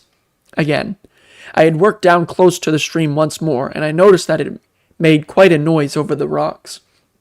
Suddenly, as I came around a clump of berry bushes, I came face to face with a bear, a big one, black as ink, and standing on his hind legs. I was stooping over, and when I straightened up, the bear saw me and screamed like a person. Christmas! That scream just turned me cold. I couldn't run. I couldn't yell. I couldn't do anything. I just stood and stared, crouched over a little, because I never finished straightening up. For a second, that bear and I just looked at each other. Then, the bear made a big leap sideways. I don't think he touched his forepaws to the ground. He just went sideways and, though on springs and splash, whish, bobbing up and down with the water flying around him. He was on the other side of the stream. Was I glad? I straightened up and laughed. I couldn't help it. I just laughed, and then I cried and tears ran down into my mouth, and then I laughed again. That bear stood a while looking at me, and then he got down on all fours and loped off with his black shoulders going up and down like a horse on a merry-go-round. I couldn't eat any more berries. I wasn't hungry anymore. I just wanted to get into the next camp and find someone who would telephone to Dad. I was getting worried about that trip to Caribou. I didn't want Dad and the boys to be cheated out of it because of me. My feet were bothering me a lot now, and I was lame. Something in my hip hurt me when I walked. Besides, every time I stepped on a stone or broken twig, I'd have to cry with pain. I guess I cried a lot that morning. I tried not to, because I knew I had to keep my head, but I did, and I guess that wasn't so bad. Because guides have told me they cried, too, when they got lost in the winter and had to hole up for a day or so in a snowbank. When I was feeling worst, I got down on my knees and prayed. I had to hunt some moss because my knees were so sore they almost made me scream when I went down on them. But I found the moss under a tree and I prayed as hard as I could. I prayed out loud too, asking God to help me, because I needed help and asking Him not to let Mommy and Dad worry and asking Him for food. Just something to keep me going till I found a camp. And, oh, yes, I asked Him to help me get out and not let my feet go back on me. I had to ask Him about my feet because my toes were so stiff I couldn't bend them. They stuck together. They stuck straight out, and the ends were cut and worn, and my left foot had a slice cut right out of it. After I had prayed, I rested a while.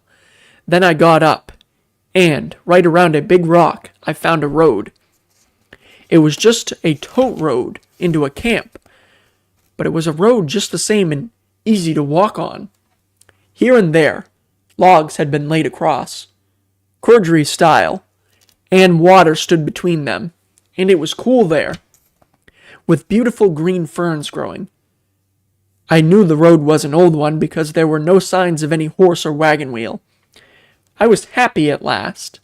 I knew that road would lead me either into a camp or out to another road. I didn't care which, so I followed it, going as fast as I could.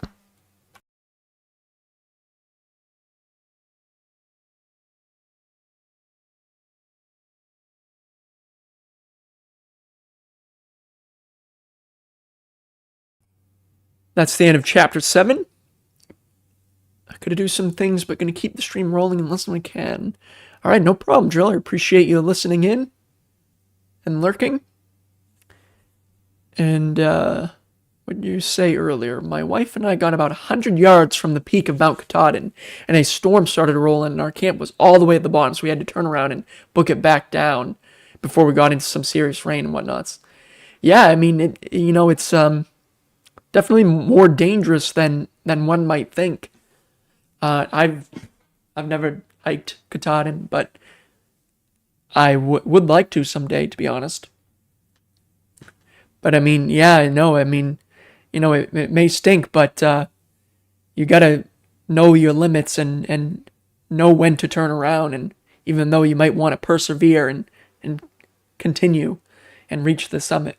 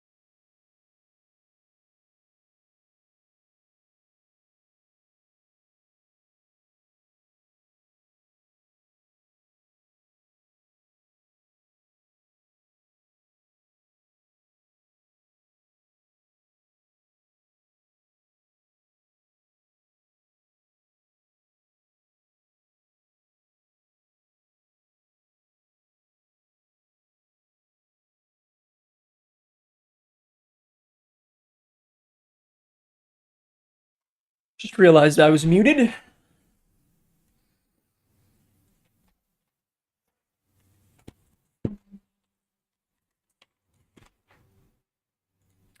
Going back to read some footnotes here in chapter 7. Bears are not so bad. And the sentence.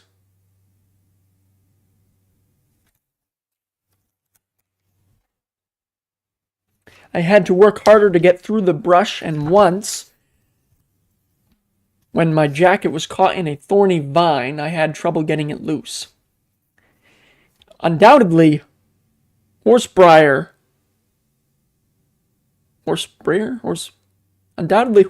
a tough, wiry vine growing in dense clumps and covered with the sharpest and strongest of thorns. The thorns hook inward, slightly, and are particularly dreaded by all unprotected woodsmen. Wow, so imagine getting stuck in that. Chapter 8. I find a cabin. 5th day. The flies and mosquitoes were pretty bad in that place because the ground was low and swampy. At first I beat them off, but pretty soon my arms got tired and hurt me, so to swing them that I just went on. Letting the flies bite. I remember once when I slapped down on my wrist, the blood splashed into my face. I didn't know how long I followed that road, but night came and I had to stop. I picked out a place under a tree and tried to go to sleep, but the frogs kept me awake. Boy, they must have been big ones. One would croak and another would answer him. They were arguing, and arguing always makes me feel like running away. You did, one frog would say. I didn't, would answer the other. You did, I didn't, you did, I didn't, until I had to get up and go away from there. A handful of stones would have come in handy, but I didn't have any stones, and anyway it was so dark in there you couldn't see your hand before your face. I had to go mighty slow, feeling the road with my feet to keep from bumping into something. After a while, I came to an opening. I could see the stars. Right in the middle, on what seemed to be a mound, was a big tree. I crawled up close to it and dropped down, too tired to go another step. I slept hard, too, for it was broad daylight when I awoke. Something was talking to me. I couldn't make it out for a long time. Then I opened my eyes, and a chipmunk was standing on a limb, with his tail jerking up and down, looking at me. He was saying a lot, too, asking me what I was doing there and if I were lost, and telling me to cheer up. That a camp was just around the corner and there was bacon frying and maybe an egg or two. Funny how you can get chummy with the wild animals when you're in the woods. I had to laugh at that chipmunk. He was so busy talking, with that tail of his jerking up and down all the time. I found out that the woods creatures don't want to hurt you, and they'd all help you if they could. I just lay there and listened, and laughed a little. It didn't seem to me that I could ever get up. I tried to lift my head, but it just plopped back like a head made of putty. I closed my eyes and dozed again, and then I rolled over and pulled myself up by hanging onto the tree. It sounds funny, but I wasn't glad another day had come. I was sorry, because I had to walk some more and my feet were so sore and covered with cuts and bites that every step made me yell out. That was at first, but a person can get used to anything, I guess. After my feet got warmed up, it wasn't so bad. I would stop now and then. When I found a patch of wet green moss and just stand in it, boy, it felt good. The little chipmunk seemed to want company too, for he followed me like a dog, only he went along in the trees over my head. He kept chattering all the time. He was a pretty little fellow, and I wondered why he went so far with me. I hadn't gone far along that tote road, maybe 2 or 3 miles, when I knew I was coming to a cabin. First, I saw a pile of tin cans, sort of a dump. but the cans were all rusted and you couldn't tell what kind of cans they were. I stood and looked at them. Even a rusty tin can looks good to a fellow lost in the woods. It shows that someone else has been there, ahead of him. Not far from the pile of tin cans, I saw some rusty iron barrel hoops hanging over a limb, and then the road turned and I came right out onto a clearing. Christmas! That was a glad moment for me. I was kind of stooped over. I was so tired, and I thought sure someone would come running out of a door and say, "Hello, where did you come from?" But nobody did. I stopped a while and looked things over. The cabin was made of logs, and the bark had partly peeled off, but the door was closed with a latch. At least, that's how I remember it. There wasn't any bacon smell, like you generally find around camps. Then I knew what had happened. The camp was deserted, and I wasn't much better off than before I found it. Still, there was a house there, and a fellow might find something to eat on a shelf. Something someone had forgotten. A can of beans, maybe, or evaporated milk. Boy, wouldn't that be good. A can of beans. I hurried as fast as I could. I lifted the latch and the door almost fell off its hinges.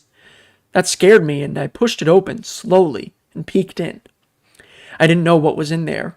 A porcupine, maybe, or a skunk. There wasn't anything like that, but how that door did squeak. The inside of the house had a funny, musty smell. There was a bunk along one side, but it was empty. There was a bed, too, with a mattress on it and a rough blanket covering the bottom. That bed looked good to me, but I was so hungry that I went straight to the cupboard. There were cans on the shelves. One was a brown matchbox, but it was empty. I opened another can. Coffee. I opened another can. Salt. I opened another can. Empty. They were all empty after that, but I found 2 pieces of iron, a part of a big knife, and a bar of some kind. They were up on the top shelf. I cracked them together, and boy, what a spark. I did that 3 or 4 times, and every time I got a spark. I thought of stories I had read about people lighting fires with sparks, and I thought I would try it. I had a good reason, too, for wanting a fire. I forgot to say that when I came near the camp. I looked into the brook. I guess I took a drink, and it was full of the biggest trout ever. It was full of the biggest trout I ever saw. Big, blue fellows, all headed upstream. Boy, were they lazy. They just floated in the water and looked at me. I guess they knew I didn't have a hook and line. If I'd had a hook and line, they would have gone off a mile in a If I'd had a hook and line, they would have gone off a mile a minute. I thought of those trout when I made those sparks. I hit the pieces of iron together and made lots of sparks. It was almost like having a sparkler. I thought that was fine, so I went outside and got some dry cedar bark and crushed it all up in my hands. I worked it back and forth into a loose ball. Behind the cabin was a place where there was no wind. I put the ball of cedar bark on the ground and crouched over it. Then I struck the 2 pieces of iron together as close to the bark as I could. But I didn't get a spark.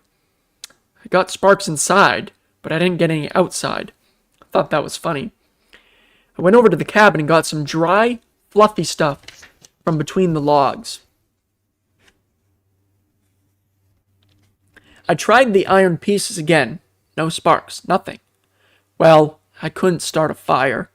I worked hard at it until my arms got so tired lifting the iron bar that I could scarcely move it. I gave up trying and didn't seem to matter at all. I gave up trying and it didn't seem to matter at all. I thought of the trout, and then I thought of the trouble it would be to catch one. Maybe they only looked lazy. Maybe if I started a big fire, the wind would get it away from me and set the whole forest going. I thought of that and of the signs I saw in Katahdin. That mountain was plastered with yellow signs and asking people to help prevent forest fires. Dad had pointed them out to me, and we had talked about the timber damage every year from fire. I went back into the house and took the blanket off the bed. Christmas. I got a fright when I pulled it off. Boy, there was a mouse on it with long ears. He squealed and hung on so tightly that I had to take him by the tail and yank him off. I thought mice were afraid of people, but this one wasn't. He was just mad and he wanted that blanket as much as I did. Then I wondered if I was stealing it. I thought of that mouse and the owner of the blanket. I wanted to take the blanket with me, but I wondered if that would be the right thing to do. I thought of Dad. What would he do? Would he be mad if I took it along? I remembered what he always told me. Never touch a thing that doesn't belong to you. Dad wasn't thinking, maybe, of me, lost in the woods. Still, something seemed to tell me to go ahead, that the owner would want me to have it, and the mouse could find something else to sleep under next winter. While I was folding it, I came across a big safety pin, the biggest safety pin I ever saw. I remember I took it in my hands and couldn't believe it was a safety pin. When I tried to snap, it shut, though I found it didn't go hard at all. That safety pin made me think of the trout again. I could make a fish hook out of it. All I had to do was bend it into a shape. I did a lot of thinking about that, but finally gave up on the idea. I couldn't eat raw trout. I folded the blanket into a bundle and took it with me. What a smell! It almost made me sick. Then I went out of the cabin and started down the road. I went about 1.5 miles, and boy, I got sleepy. I was so sleepy I just staggered. I spread the blanket out in an open space on some sort of green vine with berries on it. I never smelled anything so bad as that blanket. I almost had to hold up my nose, but I went to sleep just the same. The sun was shining and I lay on my stomach with my cheek on my arm, and only my blue shirt covering my back.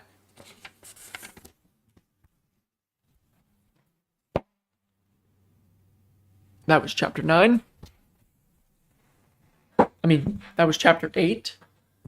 Lurking still, thanks so much, Purple. Appreciate it.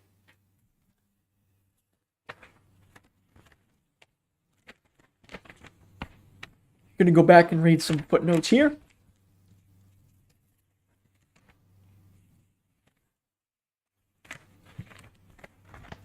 On page 51,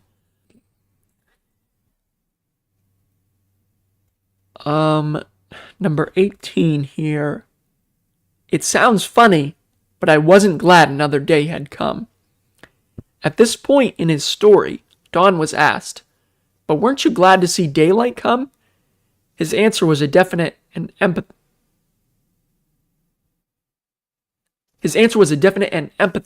no.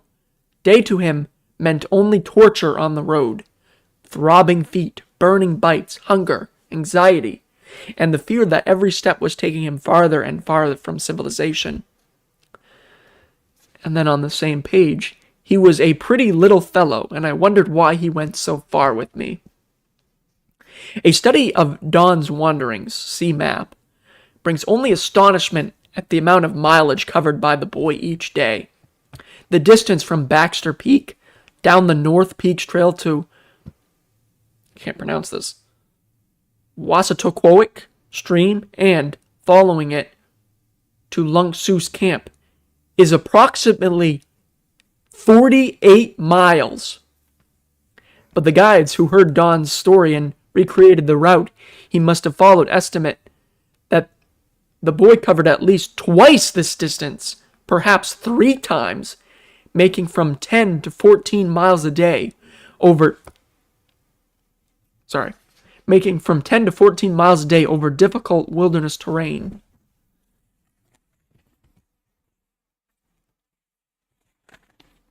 And then on page 54 here, footnote number 20, the sentence, "I tried the iron pieces again, no sparks, nothing." When it was explained to Don that, in the semi-darkness of the cabin, the sparks would be vividly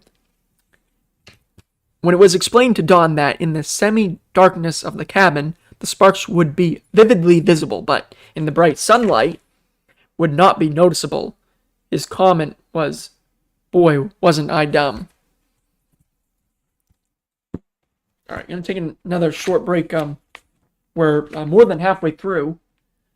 I'm gonna grab a quick snack and get some more water. I'll be right back.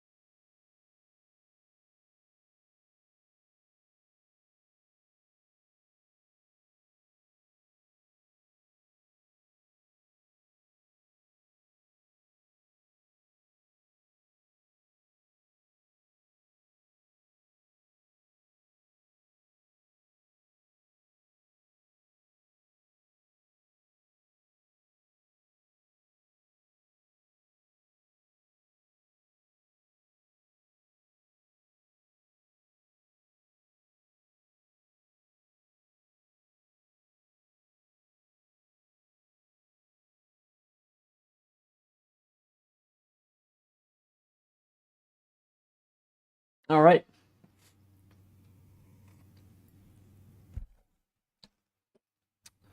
Let's get back to it. Remember to turn that off.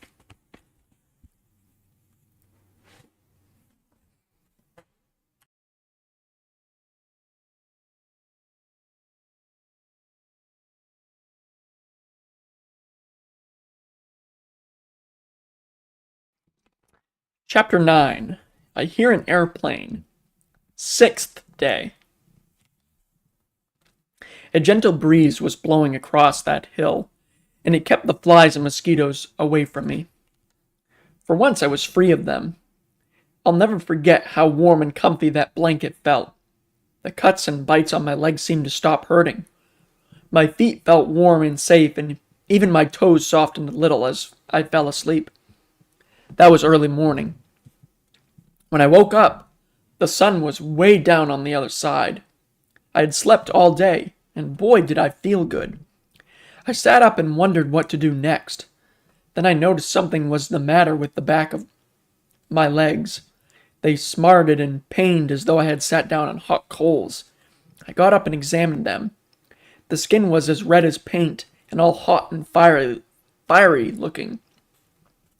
Lying there in the sun for so many hours had given me the worst sunburn I ever had. After that, for a long time, I found it more comfortable to keep going than to sit down and rest.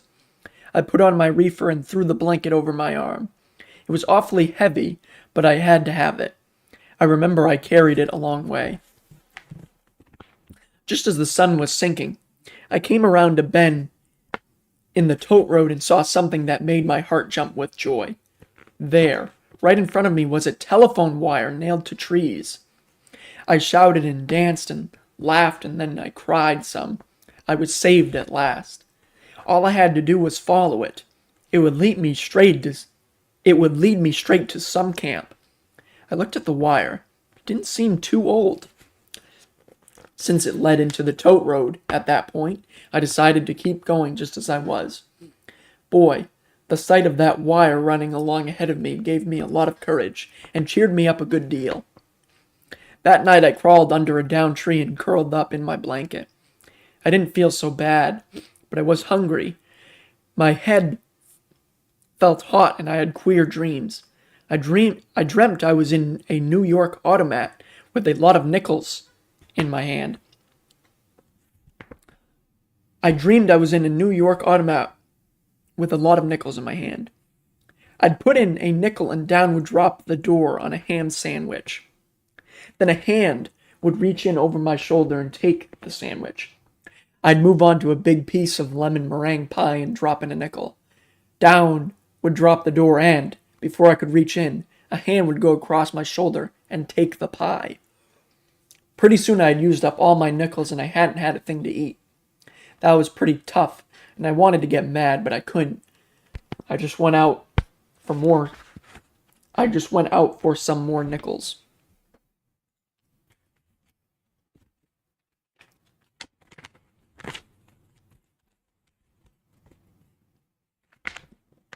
I woke up after that dream and stayed awake a long time. The wind was making noises in the trees, like a storm coming. I didn't like the sound of that wind. It wasn't friendly, like the cheeping of the chipmunk. Pretty soon, I knew the dawn was coming. Creatures began to move in the forest. I couldn't see them, but they were all about me. I closed my eyes and wished night would stay forever. I never was glad to have the day come. Suddenly, I heard a chipmunk cheeping over my head. I opened my eyes, and there he was. The same chipmunk I had seen the morning before. I knew he was the same one from the way he jerked his tail and bent down and looked at me. As soon as the road was light enough to travel over, I got up and folded my blanket and started on. First, though, I said my prayers. I prayed hard, too, and I felt that God wanted me to get out, but he wanted me to do it on my own legs. I prayed and cried and hollered for food, but nothing happened. So I figured food wasn't so important, after all. I'd find some more strawberries and they would be enough. After a while, the tote road went up on a higher level, and I did find berries in a little open space, a few, and and I spent a long time picking and eating them. After I'd eaten all I could find, I went on for a long way. There were high trees overhead most of the time. I was down on my stomach getting a drink from the stream when I heard a low hum. I listened. It sounded to me like an airplane. But Christmas, no airplane would fly over that timber. What for? The humming grew into a roar. I tried to find an open spot. Maybe if I could see that plane, the pilot could see me. I ran and ran. I stumbled on the logs laid across the road and fell. Then I went lame and could only hop along on one foot. Pretty soon I knew I couldn't find any place where I could see that plane, so I stopped hopping and listened. That plane just zoomed right over my head and died away across the trees. I knew then that Dad was looking for me. Things must be pretty bad when they had to get planes. I sat down beside a tree and cried.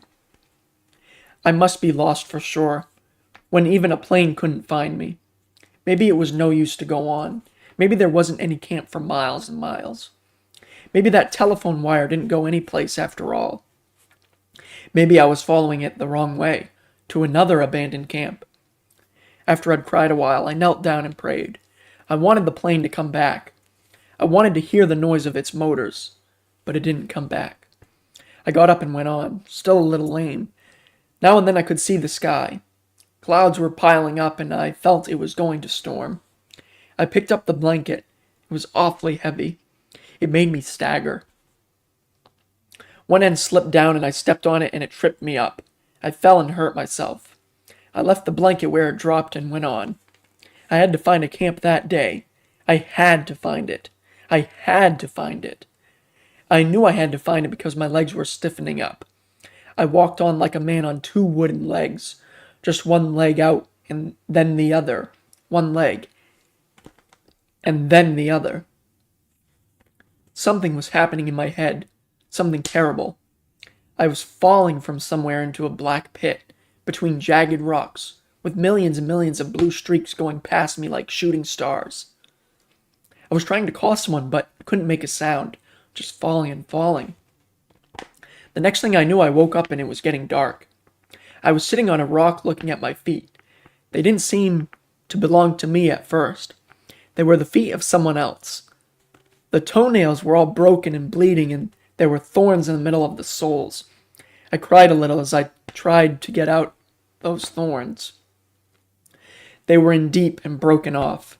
I wondered why they didn't hurt more, but when I felt my toes, I knew those toes were hard and stiff and had scarcely any feeling in them. The part next to the big toe was like leather. I tried to pinch it, but couldn't feel anything. My head ached, and I didn't want to move, but night was falling and I had to go on, at least as far as some big tree. I got to my feet. Was that hard? I could scarcely bend my knees, and my head was so dizzy I staggered. I had to go across an open space to the stream, and as I went along, I saw a big bear just ahead of me. Christmas, he was big, big as a house, I thought, but I wasn't a bit scared, not a single bit. I was glad to see him. When he got nearer, I knew he didn't see me, so I crouched down a little behind some bushes, but kept my head up so that I could watch him. I didn't want him to run right into me. He ate berries as he went along. He'd swing his head and nip one way, and then he'd swing his head and nip the other. He kept making grunting noises. I don't see how he ever came so close to me without seeing me. But I kept mighty still. I hardly breathed. I knew I was a goner if he took after me. I couldn't run or climb a tree, not with those feet and legs. Pretty soon he dropped down on his front feet, and I couldn't see him any more, but I could hear him, breaking down the bushes as he went away.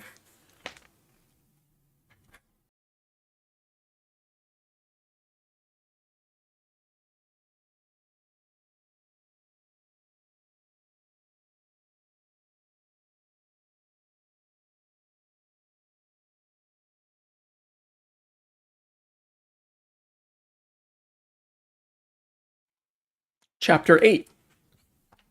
excuse me, Chapter 10. Ever see a swink? Seventh day. Or actually, no. I gotta go back and read some footnotes.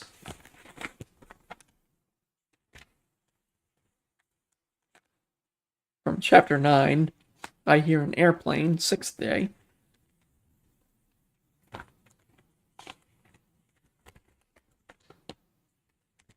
So on page 61, footnote number 21, from the sentence, I walked on like a man on two wooden legs. Just one leg out and then the other. One leg and then the other.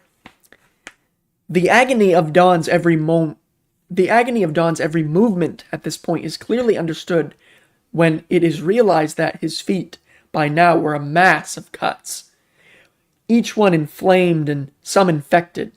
His knees were badly swollen, and thorns in the instep of each foot were later removed at the hospital in Bangor.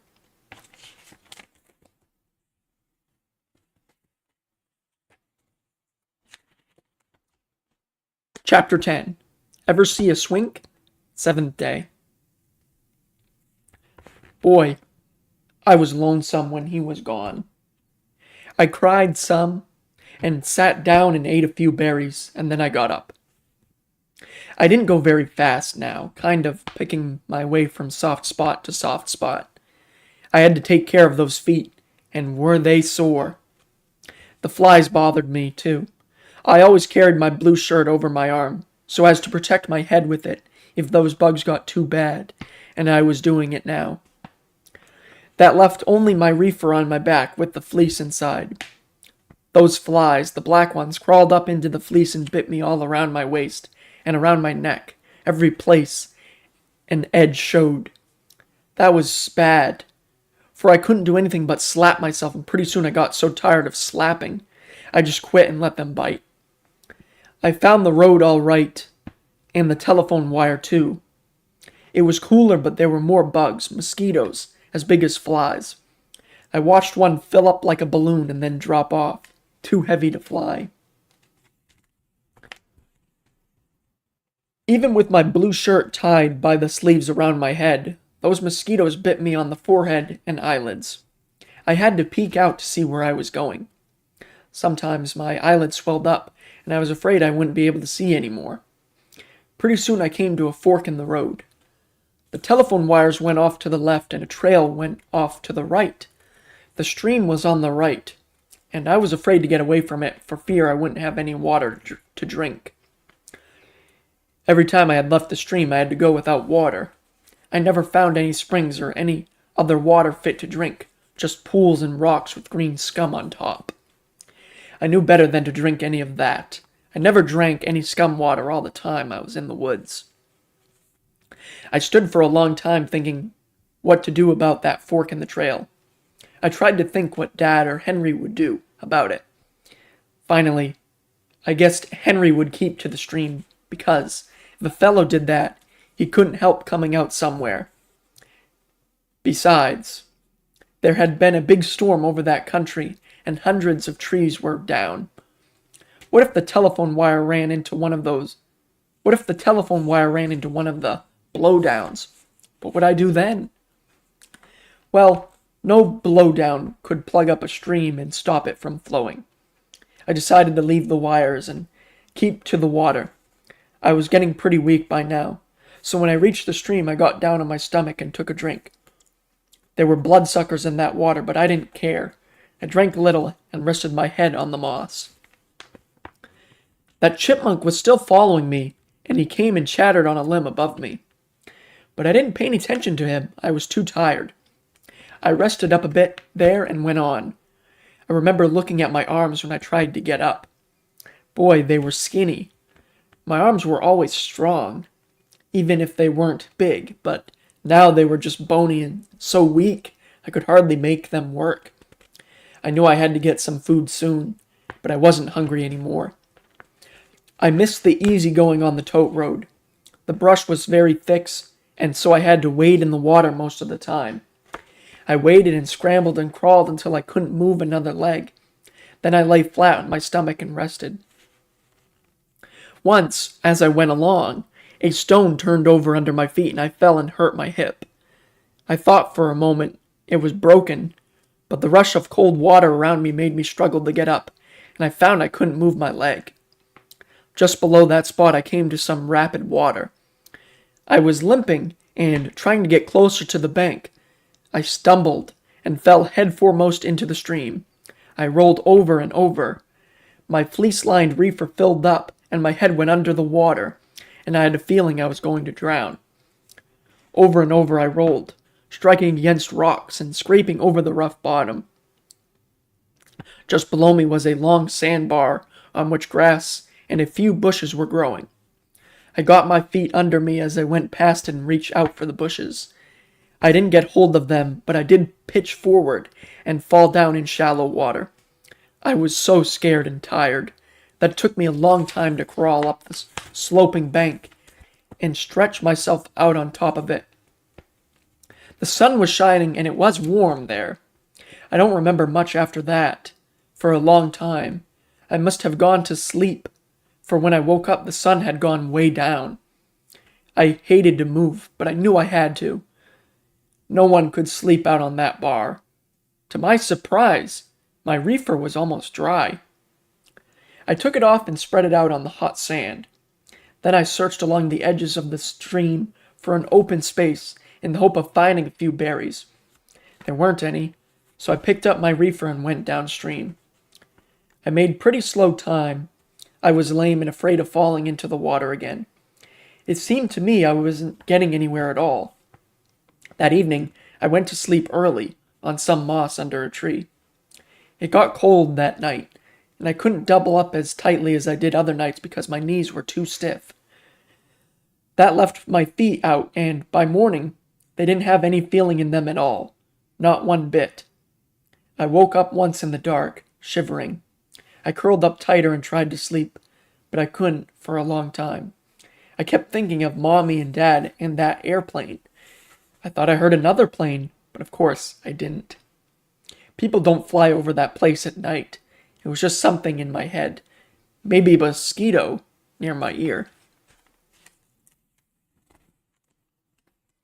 There were funny sounds, though. In those woods, things walking, something big and heavy, and something drinking, and the funniest noise I ever heard, a high, quavering screech that made your blood cold. I guess it was a bird, for pretty soon the noise came from another spot. There were other noises, too, like trees and branches breaking and crashing down. After a while, I fell asleep again, and I dreamed of a swink. Maybe you don't know what a swink is, but it looks like a pig, has big ears like a camel, and has a long snout like an anteater. It is deaf to bugs and eats them up so fast that pretty soon there aren't any. I read about it once in a book of comics. Boy, I had a swink, and it was a beauty, and what a job it did on those bugs. First, it licked my legs clean, and then it licked my arms, and it even licked my face and neck. I never had anything feel so good as the tongue of that swink. It took me a long time to wake up. I'd keep waking up and falling asleep again. When I did finally get my eyes wide open, I couldn't make up my mind to go on. I was afraid that day would be just like all the rest.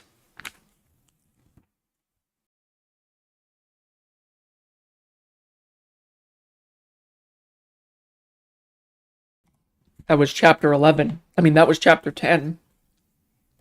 Welcome back, James.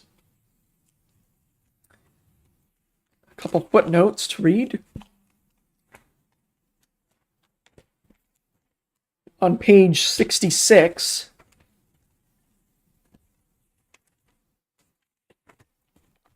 footnote 22 from the sentence, I must have gone to sleep,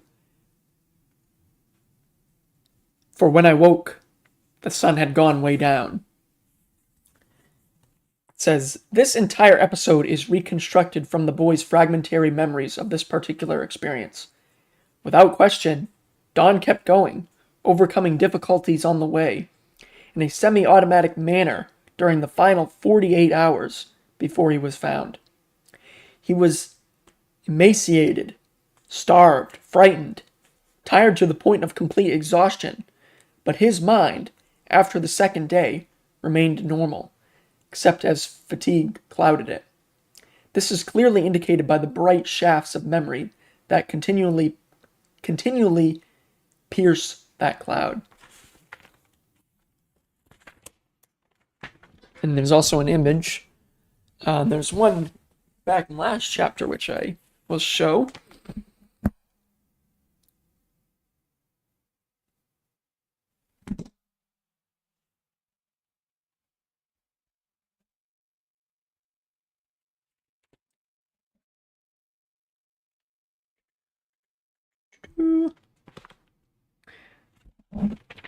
And on page 68, footnote 23, from the sentence, where are we? One moment. All right. This is very good. From the sentence, there were funny sounds, though, in those woods. Things walking, something big and heavy, something drinking, and the funniest noise I ever heard, a high, quavering screech that made your blood cold. Probably a screech owl, maker of one of the most eerie sounds to be heard in the woods at night. It is remarkable that Don does not, in his narrative, make greater reference to night sounds. The probable explanation is that he was so exhausted each night and slept so profoundly that he heard little. If this explanation is correct, he was protected from 100 terrors. Wilderness woods are filled with night noises that are terrifying to the inexperienced. Yeah, I must say, I was actually thinking of that as reading them, like, I'm wondering, how is he not scared of, anything in the night? I mean, I know I sure would have been.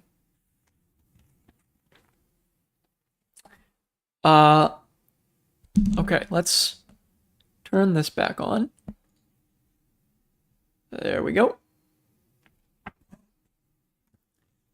So that's where we're at now, page 68 here. And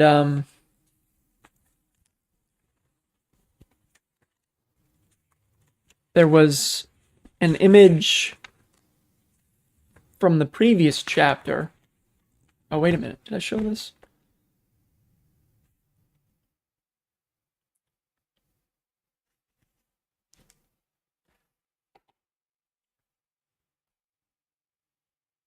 Over here, there's... There we go.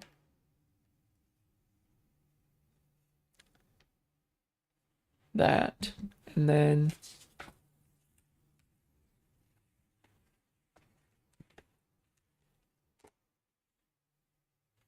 And there's a picture of the terrain here.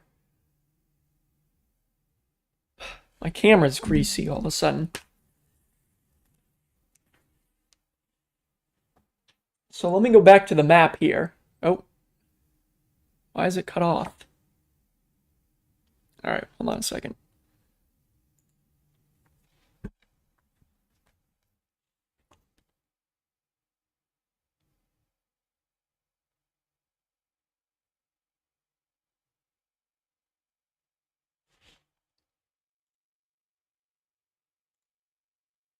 Ugh, you gotta be kidding me.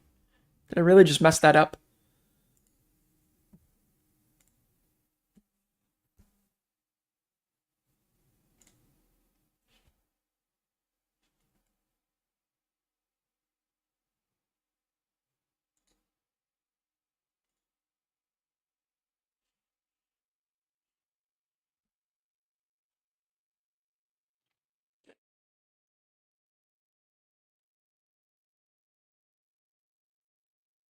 One moment.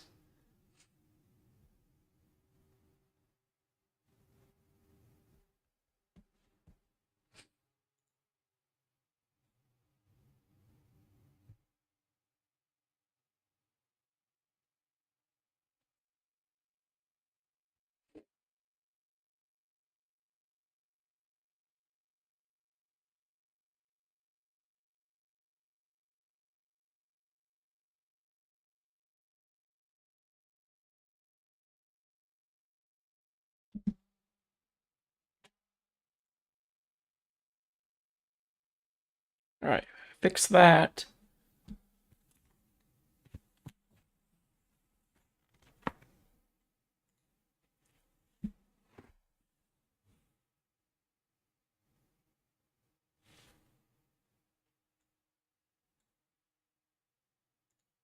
Oh, here we go. Okay, I think I got it.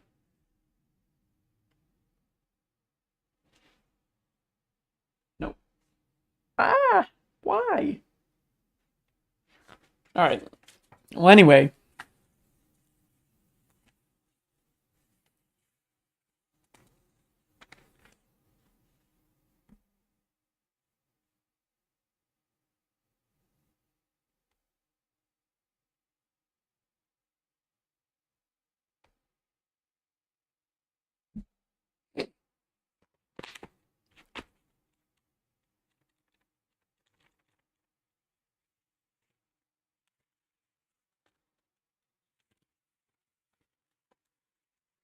I don't remember what page. What page was that on?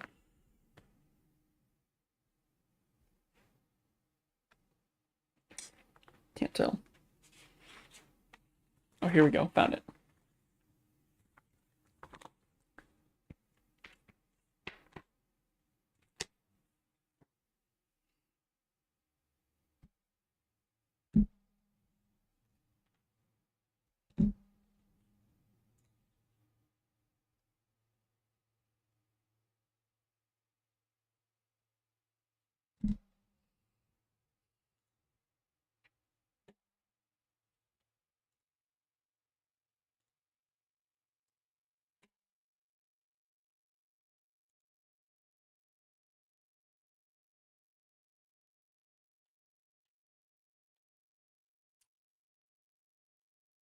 Yeah, I think I broke that, but that's all right.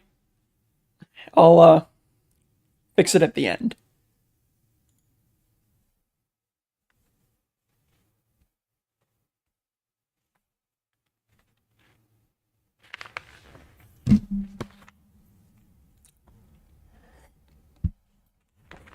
Okay. Where were we? Page 67?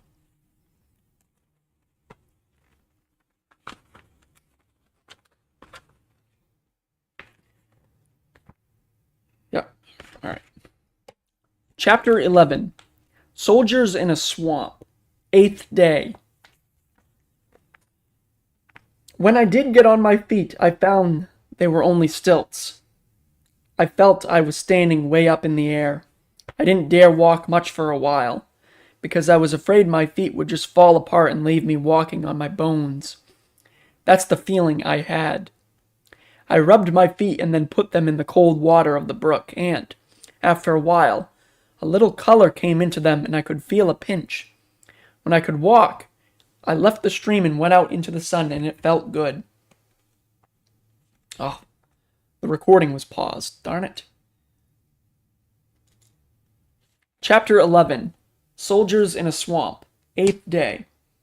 When I did get on my feet, I found there were only stilts. I felt I was standing way up in the air.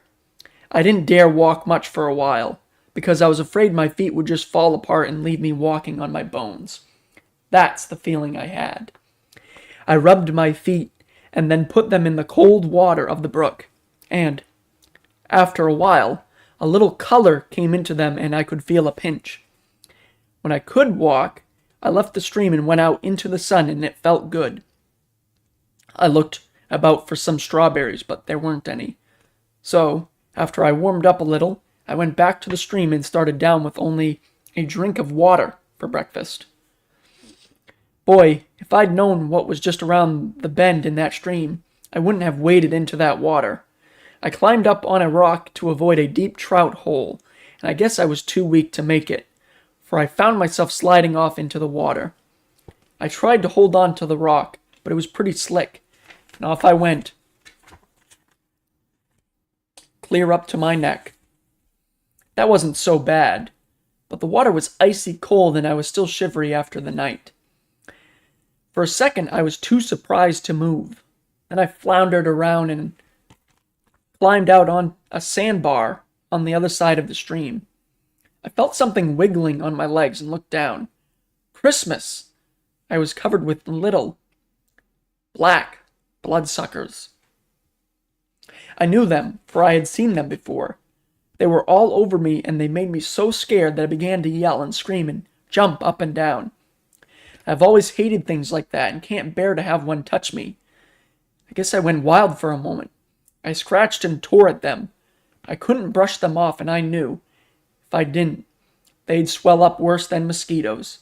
I don't know why I jumped back into the water, but I did, and I thrashed around and rubbed myself with sand, and when I came out, nearly all the bloodsuckers were gone. Maybe some scout leader can tell me why they went away in the water. There were a few left, and I picked them off as fast as I could.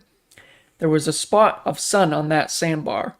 I was so tired after my battle with the bloodsuckers that I lay down full length and closed my eyes. I dozed off, I guess, for I had queer dreams, none of which I can exactly remember. These dreams weren't like seeing Henry the first day. These were dreams, but I saw Henry all right, with my eyes wide open, that first day. When I awoke, I felt better.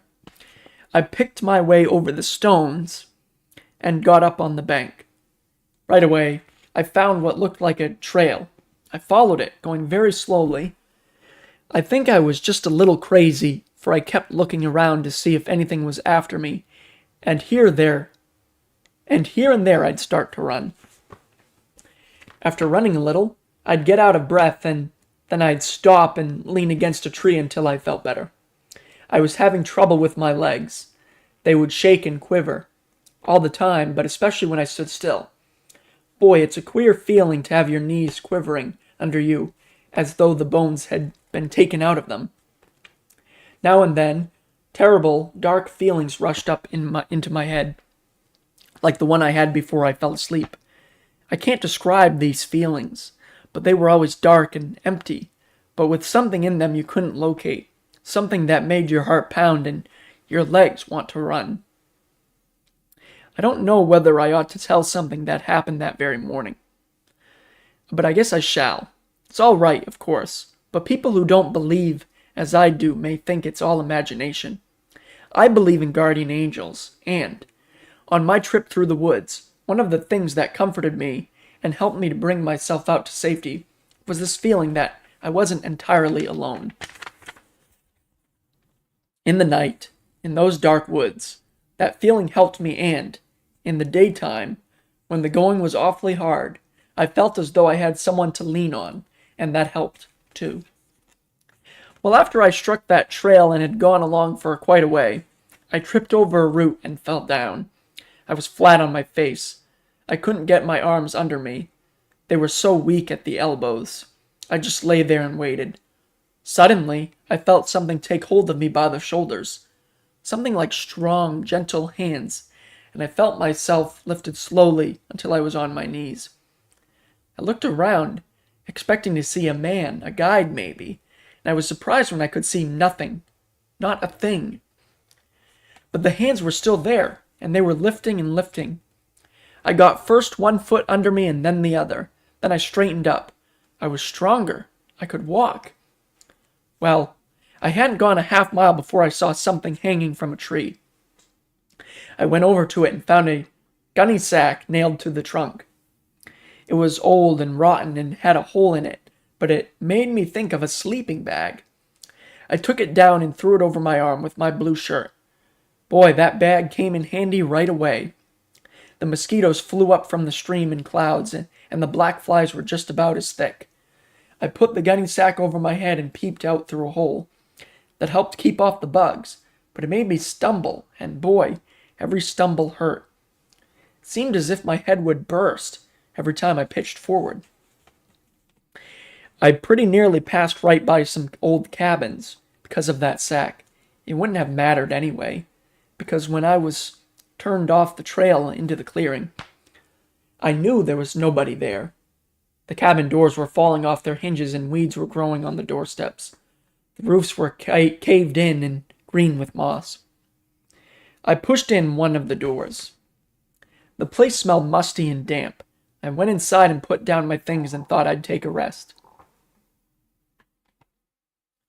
I stretched out on a bunk and closed my eyes. I thought, because of the roof and walls, the bugs wouldn't bother me. That's where I was wrong. They came in armies, big ones and little ones, and they lit all over me so thick I seemed to be covered with pepper.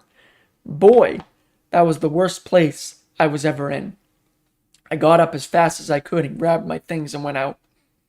A wind was blowing across the clearing, and that scattered the bugs a little. I felt pretty bad. I wasn't getting any place after all my walking. It seemed that everything I came to was deserted. I began to wonder if I'd make it, and began to wonder, too, if people were looking for me. Why I hadn't heard a shout or the sound of a gun or seen some sign. I knew the Boy Scouts wouldn't let me die in there without hunting for me, and I wondered why I hadn't seen any of them. Boy, what funny things came into a person's head. I thought if I saw a Boy Scout, I'd ask him for a donut and a drink of milk. I thought so hard of donuts that sometimes I could smell them. I wandered around those camps for a while looking for something to eat. I looked in all the old cans I could find. They were all empty. No use hanging around there. I got my things together and went on. After that, I lost track of what happened. I can't remember much. Things are hazy, like dreams you can't describe afterwards. It was that afternoon, I think, that I discovered part of my big toe was gone. I can remember that. I was stumbling along the trail. Now and then I was down on my hands and knees. It was easier that way, when my feet got so bad that I couldn't bear my weight on them. Suddenly I looked down and saw that the tip of my big toe was gone, cut right off, and the blood was coming out fast. I don't know how it happened. I never felt a thing. I must have hit a sharp rock or walked over a piece of glass in that camp. I sat down on a stump and held my toe in my hand. I held it tight to stop the flow of blood. I held it for a long time. Then I got up and went on. I remember finding a hollow tree and sitting with my back in it and my blue shirt over my legs and the sack around my head. I got warm there, and maybe that is where I spent the night. You may laugh at that, maybe, but all I can remember after that is finding myself walking close to the stream on a level place where the grass was soft. I couldn't tell whether it was another day or not, for I got all mixed up about where the sun ought to be. I remember looking at the water close to me to see which way it was flowing. It wasn't wild and rushing anymore. It was spreading out, getting wider, and there were reeds and cattails. I could see the sky then, and it was full of big clouds. I listened and watched for an airplane, but all I saw were big birds, like wild geese, going overhead. Pretty soon I stepped into some water and went up to my knees. That scared me and made me back up. I climbed onto a tree trunk and I could see a big bog full of dead trees. Each one looked like a soldier. The sun was shining on them and some of the branches looked like silver. I had a queer feeling about those trees. They didn't want me to go that way. They were on guard there, blocking my path. They didn't want me to go on.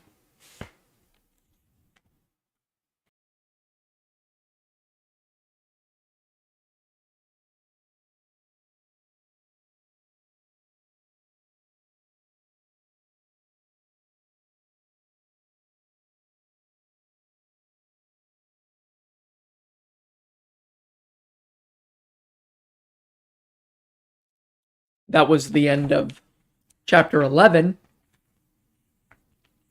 the 8th day. I'm going to go back and read some footnotes.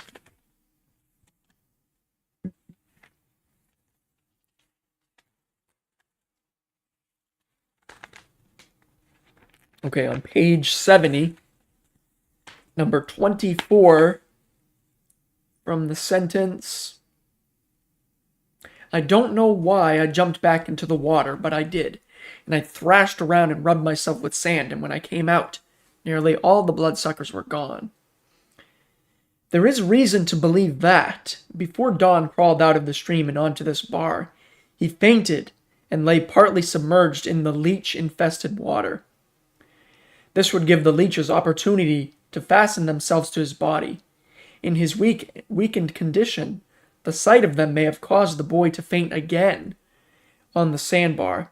Exposed to the sunlight and completely out of the water, the bloodsuckers, as he calls them, would then undoubtedly drop off.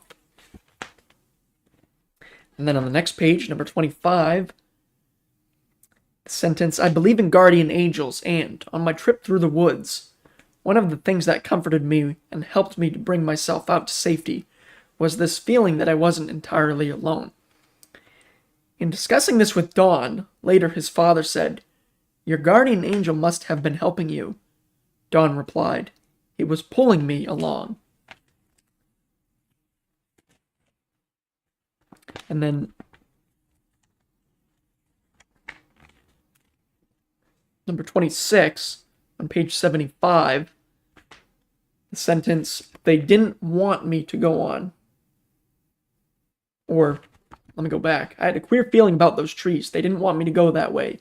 They were on guard there, blocking my path. They didn't want me to go on. This entire swamp episode is confused and uncertain. Don, at one time, denied that he got into a swamp at all. At a later time, he was certain that he did.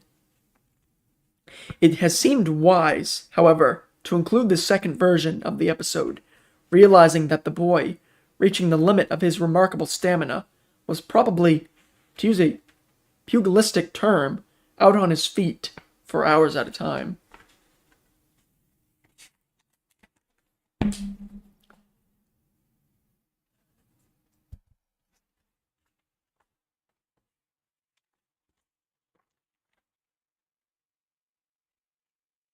Alright, let me just see how long this next chapter is.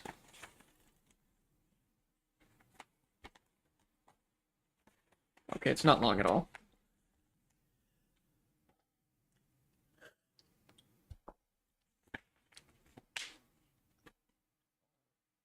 Chapter 12. Journey's End. 9th day. The first thing I really remember after that, I was standing looking down at a big rotten tree. I still had my blue shirt and gunny sack, but I seemed like somebody else. I was just watching myself do something. I saw myself crawl under the leaning trunk of the rotten tree and curl up into a ball.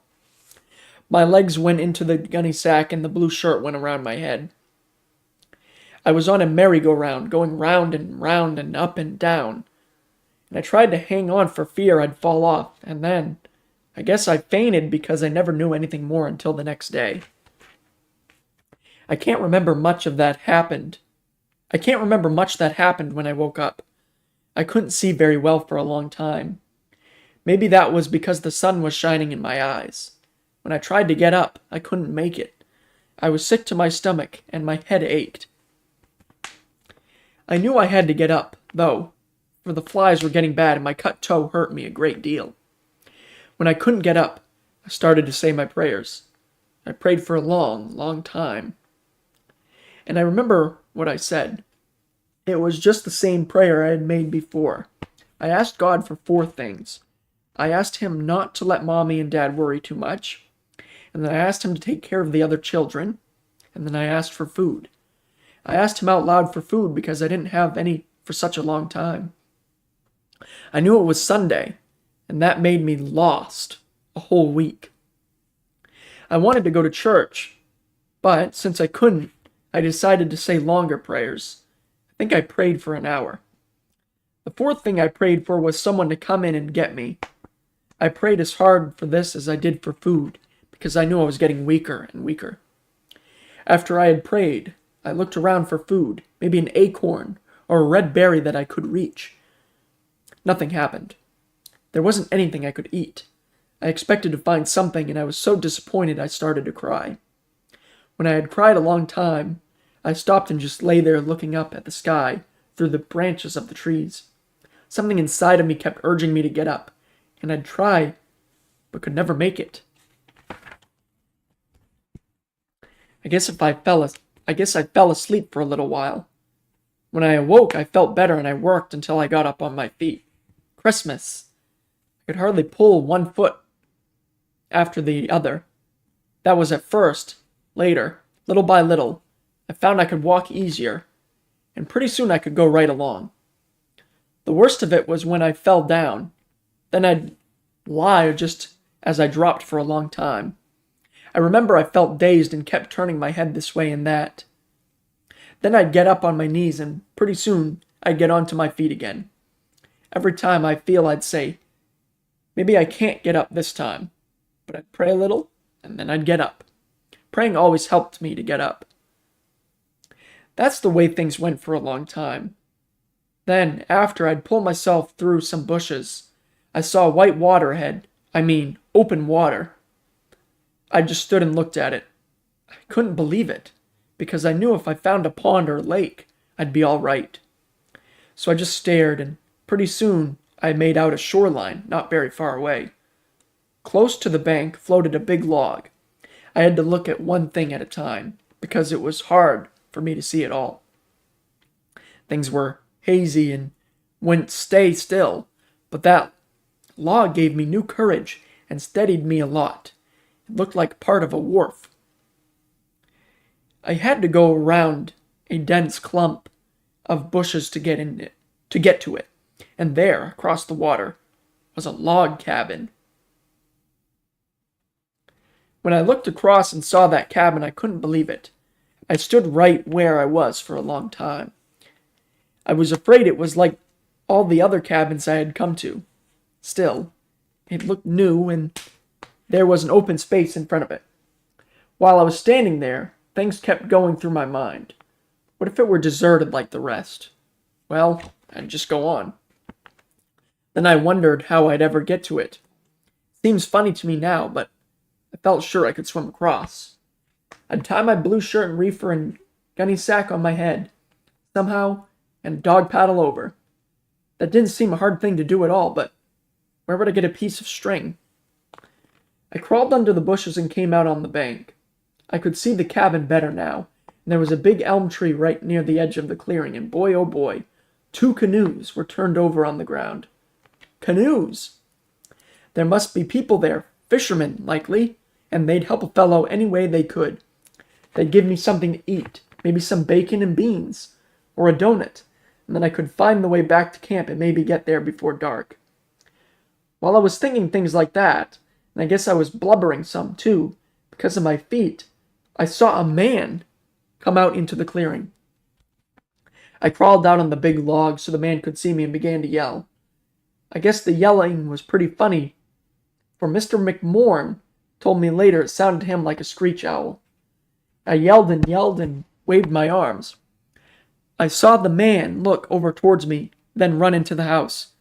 Christmas, I said to myself. What's the matter with him? While I was wondering, I saw him come out of the house again, on the dead run, with other people after him. I saw them slide one of the canoes into the water. A man yelled to me to stay where I was, that they were coming after me. Then I knew I was saved. And I got kind of weak all inside. I had to get off that log. I had to get off quickly because I felt like falling over in another one of those sick spells I had back in the woods. Maybe I did faint too. I don't know. But the next thing I remember, a big man was picking me up. He didn't say much, just shook his head and picked me up. He was going to leave my gunny sack, but I grabbed it just in time. I wasn't going to lose that. It had saved my life. I guess Mr. McMorn asked me some questions, but that's all hazy in my mind. The next thing I really remember was Mrs. McMorn. She was grand. She took me in her arms, and she was crying and saying things, and she laid me down on a bed and began telling people what to do. I heard the telephone ringing like mad, and then Mrs. McMorn came over to me with a bowl of soup. I don't know what kind of soup it was, but it was good. I wanted to drink it right away, but they wouldn't let me. Boy, try eating warm soup out of a spoon when you haven't eaten much for 9 days. Mrs. McMorn was slow giving it to me, too, and I just couldn't wait for the next spoonful. I tried to get hold of the spoon myself, but she said that would never do, and that she was feeding me exactly the way the doctor ordered over the phone.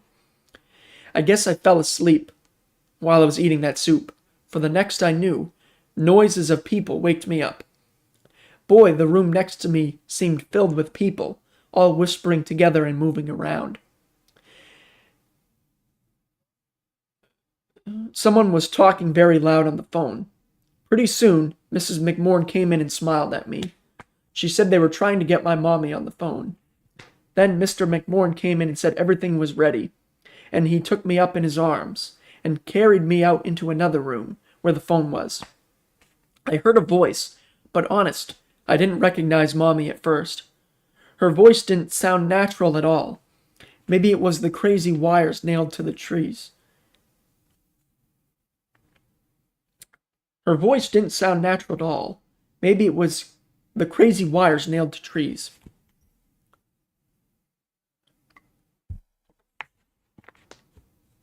But when I really listened, I knew it was Mommy. She was crying and talking too, and asking me if I were really safe, and I told her, sure, I am all right. I just had a bowl of soup. Then I asked her about Dad, and she said he was right there. Boy, it was good to talk to Dad. I don't know what I said, but I was glad just to know that he was there, listening to me, and that he wouldn't have to worry anymore. I guess Mr. McMorran thought I had talked enough, for he took me away from the phone, but I hung on to it as long as I could. When I was back in bed, and they had all gone out for a little while to let me rest, I remembered God. I hadn't thanked him for all he had done for me. So I just closed my eyes and said my prayers and thanked God for kind people, and for his help back there in the wilderness, and for a good mommy and a good dad.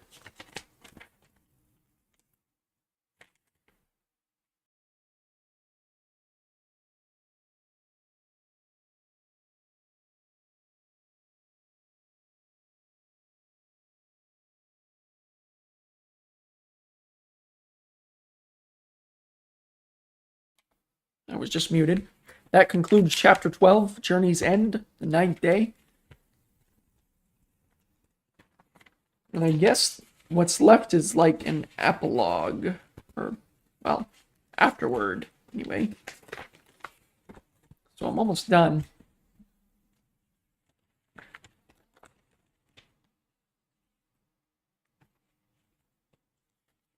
I'm going to go back and read some footnotes here.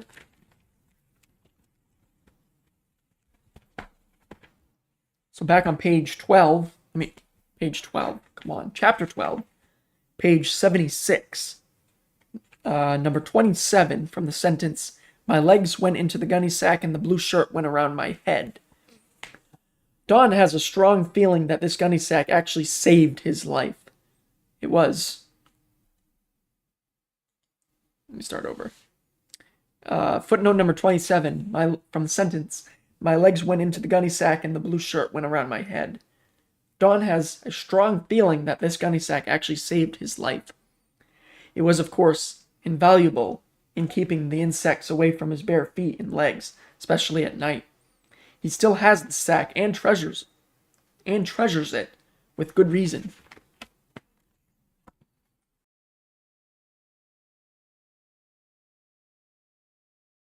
Then on the next page, number 28. I asked him out loud for food because I hadn't had any for such a long time. I knew it was Sunday, and that made me lost a whole week. It is clear here that the boy had completely lost track of time. Instead of being lost for a week, at this point, he had wandered for the greater part of 9 days. When asked why he had not kept track of the days by tying knots in a piece of long grass or by notching a stick with a stone, he replied that he expected to find his way out any moment, the first 2 days, and that the feeling continued with him from day to day after that. And then on the next page, number 29, I had to go around a dense clump of bushes to get to it, and there, across the water, was a log cabin. Don had reached the east branch of the Penobscot River. See map. I'll show the map again in a little bit. And then on page 80, number 30,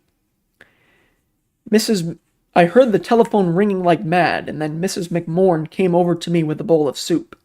I don't know what kind of soup it was, but it was good. Here it says, the soup must have tasted good, for this 12-year-old boy, 4 feet, 7 inches tall, weighed approximately 74 pounds the day he was lost. Came out of the woods weighing 58 pounds. He had lost 16 pounds in 9 days. To this note should be added the report of Dr. Ernest T. Young of Millinocket, who examined the boy a few hours after Don reached the McMorn camp. His body was covered with scratches and insect bites, which apparently were giving him no little discomfort, and he was unable to rest upon his left hip because of an abrasion. In spite of his hazardous experience, his general physical condition seemed exceptionally good. There's some more images here, which I'll show once I get that fixed.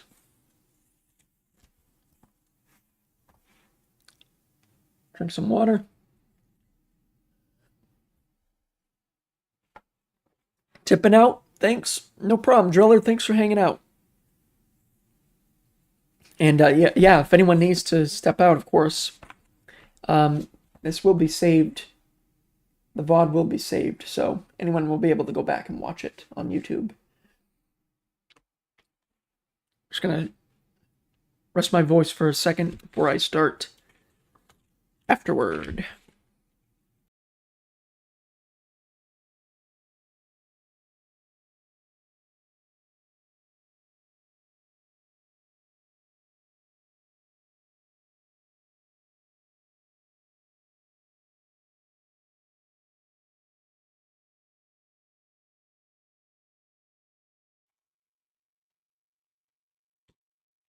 Afterward.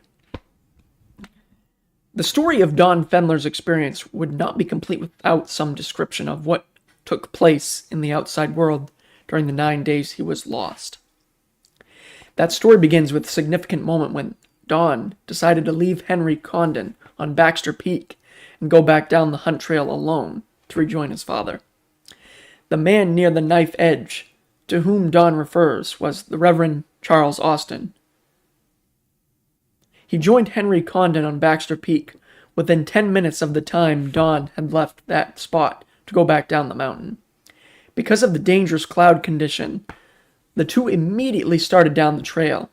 As Don had a 10-minute head start, they were not surprised that they did not catch sight of him, and it was not until they had joined Mr. Fenler about a mile down the mountain at the edge of the plateau near Thoreau's Spring that they realized Don was lost.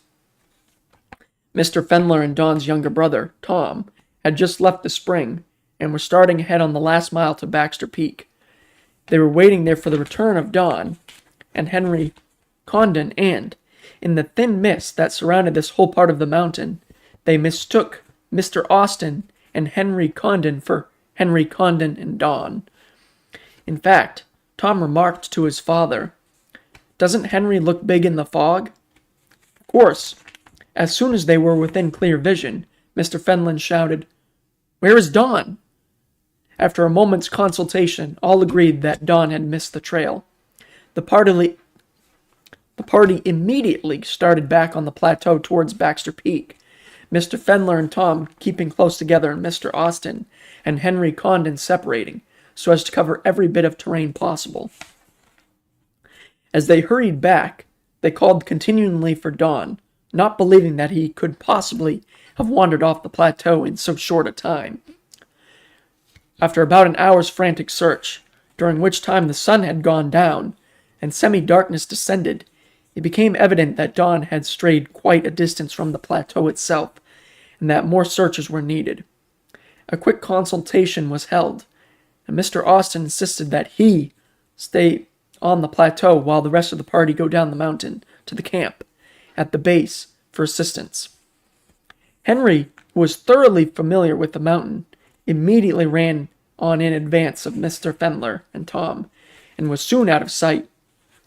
Tom and Mr. Fenler were well worth out Tom and Mr. Fenler were well worn out, and being unfamiliar with Tom and Mr. Fenler were well worn out, and being unfamiliar not only with Mount Katahdin, but also with mountain climbing in general, had to go down at a much slower rate.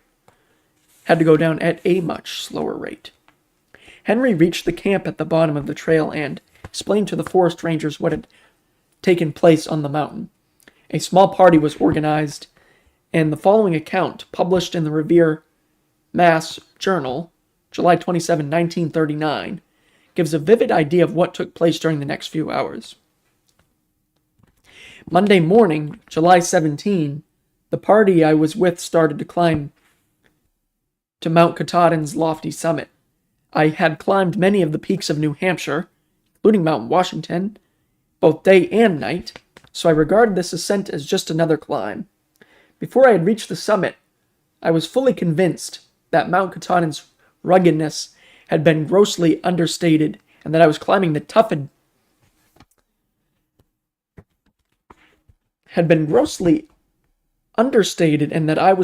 toughest mountain east of the Rockies. I arrived back at the base camp in mid-afternoon and promptly fell asleep.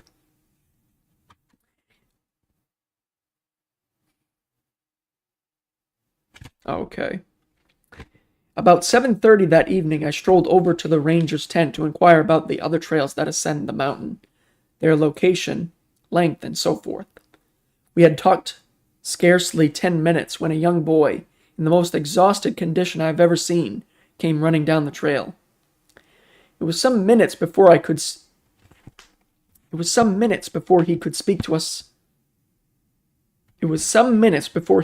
to tell us that a 12-year-old boy was lost on the tableland, a 40-acre plateau high on the mountainside. Within 15 minutes, the ranger and I, along with 4 others, were winding our way up the 6-mile-long trail. A short way up, we met the lost boy's father, who supplied us with more detailed information. He said that he, with his 2 sons and another small boy, had started to climb to the summit of the mile-high peak.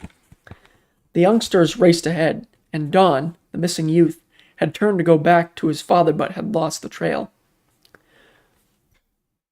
With cheery assurances that we would return with the boy in a few hours, the searching party continued on up. Darkness fell upon us shortly before we reached the tree line, where we found 2 fellows camping for the night. Here we paused for a brief rest. Far below in the blackness a light burned, the only sign of human habitation in the vast wilderness, and also the signal that the boy had not been found. 2 lights would have called us back. One light spurred us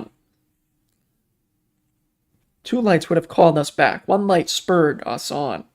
Above us, shrouded in heavy wet clouds, lay the tableland, and still above that rose the peak. We started again. From here on, the climbing became increasingly difficult. Irons driven into stone provided us with hand and footholds to assist us over otherwise unscalable boulders. The clouds enveloped us in a penetrating dampness. The wind increased, a light rain fell, and the rocks became slippery, thus slowing our pace. The sides became steeper and seemed to fall away on each side into mist-filled, bottomless pits. I shuddered to think of that little lad's possible fate. We reached the gateway, the beginning of the tableland, before 10 o'clock. To reach this point in daylight, the average climbing time is 2½ hours. We had made it in pitch darkness in less than 2 hours. Here we split into parties of 2 and spread out, fan-like over the broad tableland. We flashed our lights in the scrub, under huge boulders, over rocky crags, and between great splits in the rock, calling out for the little fellow constantly, and straining against the wind to hear the feeble cry that never came. In all my life, I have never been in a more desolate place. The wind was blowing 40 miles an hour or more. The temperature hovered around 40 degrees, although I could swear it was less. My hands had grown numb from the cold, and I swapped my flashlight from one hand to the other. Rain and sweat ran down my face. My shoes, stockings, and pants were covered with mud from searching through rain-drenched grass and brush. My feet began to ache. My legs ached. My back, my knees. I ached all over. My heart set up a terrific pounding in my ears. I was wretched. I thought of the Indians and their god of evil, Pamola. Surely, Pamola reigned on his lofty throne that night. With lights that stabbed the fog and darkness a mere 20 feet, we worked our way along the rim of the tableland to the edge of the saddle trail. How the ranger, Dick Holmes, knew the way in that sea of blackness, I shall never know. We went down over the edge. The trail was made up of small stones, sharp and jagged, and offered insecure footing. We slid and fell too many times to relate. It was after midnight when we finally reached another ranger's cabin on the other side of the mountain. To our disappointment, there was only one occupant of the place, who promptly arose and gave us hot coffee and food. The young fellow sleeping there quickly dressed, and the ranger started back up the mountain within 15 minutes, each carrying packs of supplies for those still searching on top. Before leaving, they instructed me to listen carefully, as long as I could keep awake, and also cautioned me how to handle the boy should he be out of his mind and put up a struggle when I approach him. I maintained my vigil until drowsiness overtook me.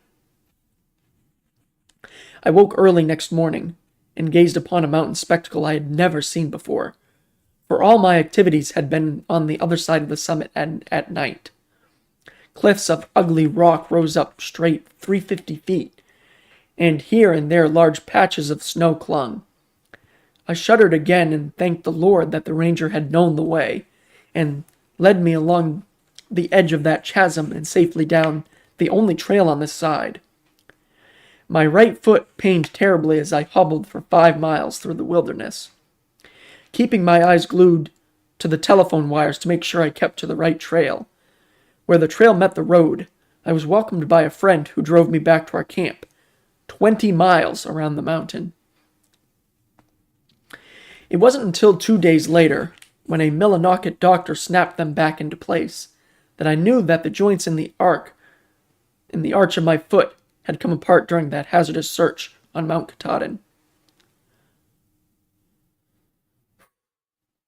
Early the next morning, Mr. Fendler, who had spent most of the night searching frantically with a small group on top of the mountain, got in touch with every agency possible to get a large group of searchers underway. The Forest Service and all its branches throughout the Katahdin district were notified. The Great Northern Paper Company, which operates large timber crews throughout this section of Maine, sent about 20 cruisers from their Greenville station, and men were sent in from Island Falls as well. These cruisers are expert woodsmen who know of this section of Maine from long experience. Chief of Police Alan Pickard of neighboring Millinocket and Mrs. Bernice Buck of the Board of Select Men of the same town spread the news rapidly. Within a few hours, there were hundreds of people on the mountain. Many even left their jobs at the paper mill in Millinocket to join the hunt for the missing boy. The Maine State Police had 2 bloodhounds, which were immediately rushed to the plateau and which picked up the scent of the lost boy. The bloodhounds led the searchers to Saddle Spring, where the trail was lost. It was the general consensus among the searchers that Don had left the plateau and had fallen down somewhere between the big boulders, which surrounded the plateau on all sides. The 2 bloodhounds were not accustomed to the rough terrain, and their feet were soon torn and cut to such an extent that they had to be taken back. Many people thought that the bloodhounds would have found Don if their feet had not been so cruelly torn by the jagged boulders over which they ran. A phone call was made to New York State asking for more dogs. 2 were rushed by plane and arrived at Katahdin on Wednesday morning. As a precaution, leather shoes were strapped on their feet to save them from the torture suffered by the other dogs. Inasmuch as the National Guard could not be called out without the governor's explicit command, communications were established with Governor Barrow's office. He was in California at this time, and it was not until about 4 o'clock Wednesday morning that he was finally reached. The order was rushed through, and 65 National Guardsmen joined the search. With such a large force on the mountain, provision had to be made for feeding the searchers. A National Guard field kitchen was set up from Bangor, and the Great Northern Paper Company set one of its field kitchens, called a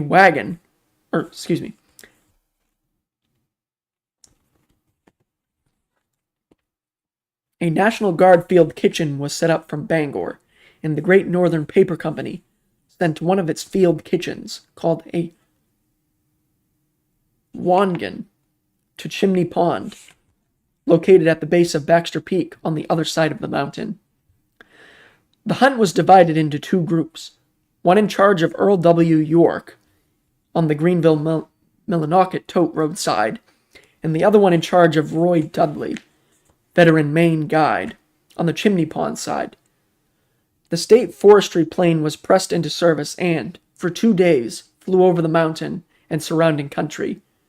This proved to be merely a gesture, however, because from the height that the plane had to travel, the boy could not have been seen. During the first 5 days of the search, from Tuesday to Saturday, no attempt was made by the searchers to look below the timber line. It was felt by all the veteran woodsmen and guides that Don could not possibly have gotten down off the bare mountain that first treacherous night. In fact, it was generally believed that the boy had perished.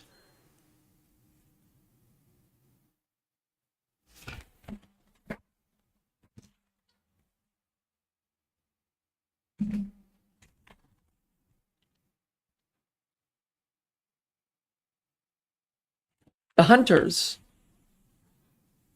then were searching only for his body. The crevices between some of the boulders were 30 to 50 feet deep, and the searchers, traveling about 12 feet apart, looked into every possible hole where the boy could have fallen.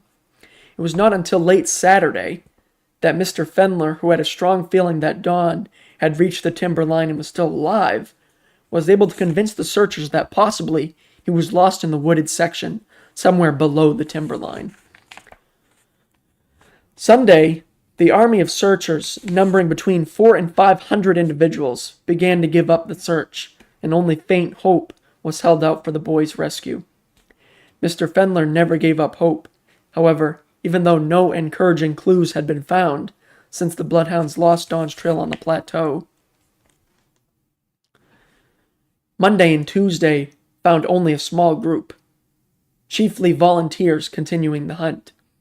As it turned out, of course, Don, after the first night, was never within 10 miles of those who were looking for him. Losing his sense of direction in the mist, he had gone down off the mountain on the north side into a region seldom explored.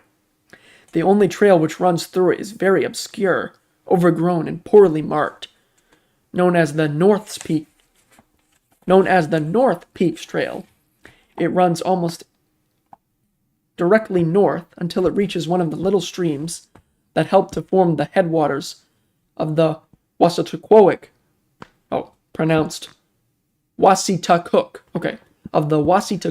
River. The rivulet Don followed eventually led him to the main stream, and he had paralleled that until he crossed over the east branch of the Penobscot River, on the opposite shore of which is the McMorne camp.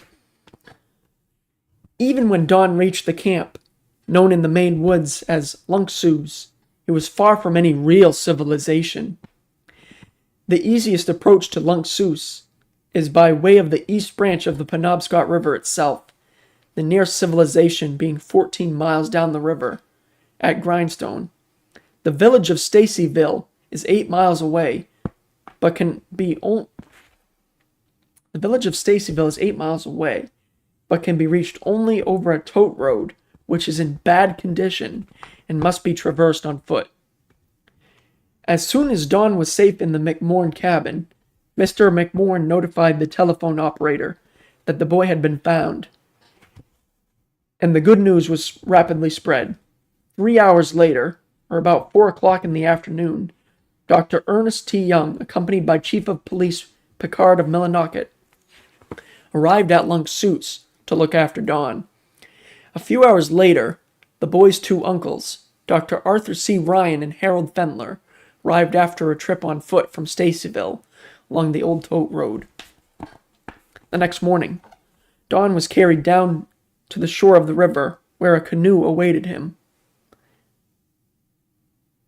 Meanwhile, Mrs. Fendler had reached Grindstone, 14 miles away.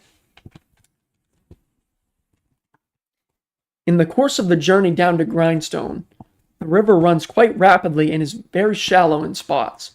Huge boulders, some of them completely hidden, are abundant in the stream bed. Here, only expert and experienced hands prevented a river spill from being added to Don's record of adventures. But while racing through the white water, Don merely looked on, as any interested spectator would. It was just another example, in his eyes, of what may happen in the wilderness, and he seemed ready to meet any mishap with the same courage he had shown during those 9 days in the forest. Anxious to see her son again, as soon as possible, Mrs. Fendler, accompanied by her loyal friend, Mrs. Charles Mangan, who had been constantly at her side throughout the long, soul-trying ordeal, had set out by canoe from Grindstone. The touching reunion between mother and son took place in mid-river, when the canoes met, about a quarter of a mile above Grindstone. The party then continued down to the little Maine village, where an ambulance waited to take Don and his mother to Bangor. Mr. Fendler was confined at the Eastern Maine General Hospital, with a serious eye injury sustained in the course of the long hunt, and it was there, in a hospital room, that the reunion of the entire family took place. Meanwhile, throughout the 9 days that the boy was lost, millions of people followed the fruitless progress of the search in the press of the country. Although the searchers themselves had given up all thought of finding the boy alive, thousands of mothers throughout America still hoped for his safe return. Their spirit and their hope is perhaps best described in the concluding paragraphs of an editorial appearing in the Boston Transcript of July 27, 1939. But after the searchers had turned back, and after the press had pronounced his return hopeless, thousands of mothers in America did not give up hope. They scanned the papers daily for word. They watched their own sons a bit more closely. There was a stout trail of hope being blazed for this boy. And if there was such amazing strength of survival in Don, we wonder if it was not in large measure due to the powerful sending and receiving apparatus of mother to son and son to mother. For at no time in human life will men find a greater courage in their hearts and in their weary bodies than when in youth, like Don, they are returning home.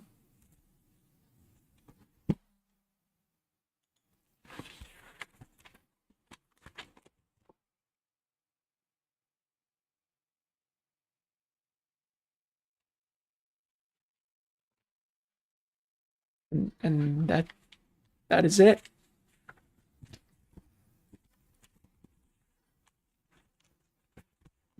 So I think I missed something at the beginning. I realized I didn't read the foreword part, which was before chapter 1. Which was just one page. But this book was written to show young people what faith and determination can accomplish. In the 75 years since this book's original publication, I have received thousands of letters from around the world. In addition, I've had the honor and privilege to speak at a great many schools and libraries, especially in Maine. To talk to students after my presentations and to answer their questions has been a wonderful experience for me. I will never forget hearing adults tell me where they were when word was received that I had survived. Their kind encouragement has meant a great deal to me. What I have learned from. Hold on. Let me start this part over again. Foreword by Don Fendler. This book was written to show young people what faith and determination can accomplish. In the 75 years since this book's original publication, I received thousands of letters from around the world. In addition, I have had the honor and privilege to speak at a great many schools and libraries, especially in Maine. To talk to students after my presentations and to answer their questions has been a wonderful experience for me. I will never forget hearing adults tell me where they were when word was received that I had survived. Their kind encouragement has meant a great deal to me. What I have learned from that adventure in the Katahdins has been a guide throughout my life. It has strengthened my faith in God and in prayer, while teaching me to be responsible for my actions and to never, ever give up when reaching for a goal in life, even when things look their darkest.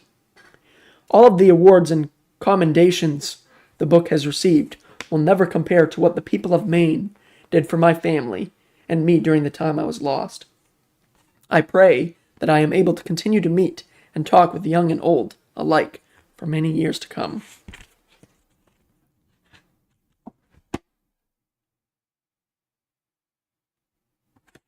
And then at the very end,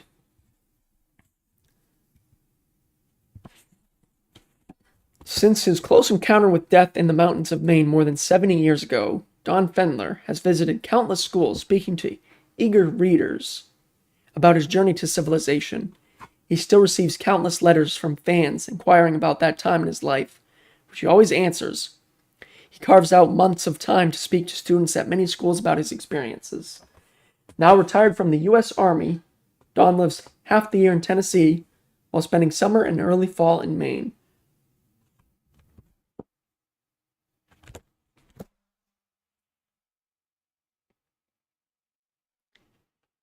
There it is. The end. Now I do want to show those pictures and that map again, so I'll be right back while I try to set that up again.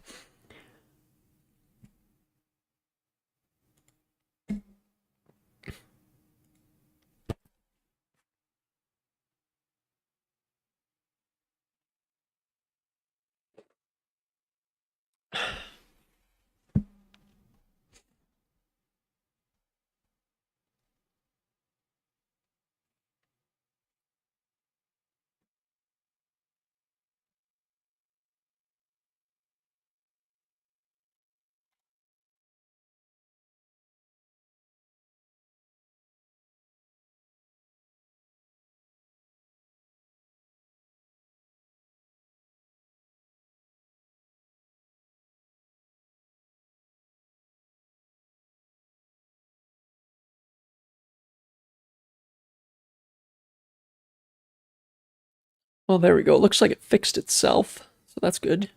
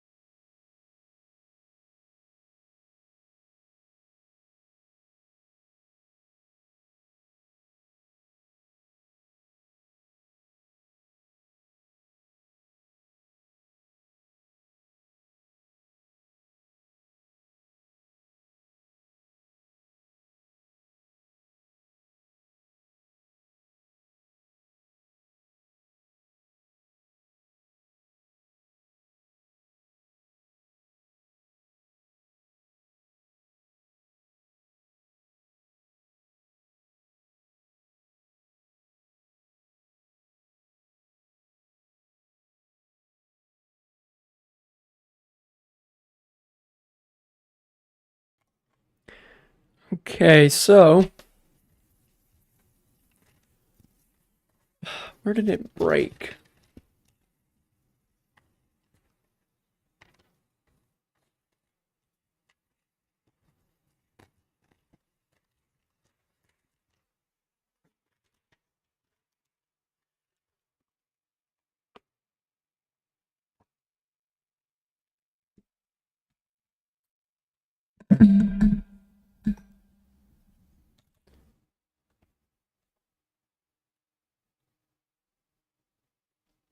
So there's the canoes and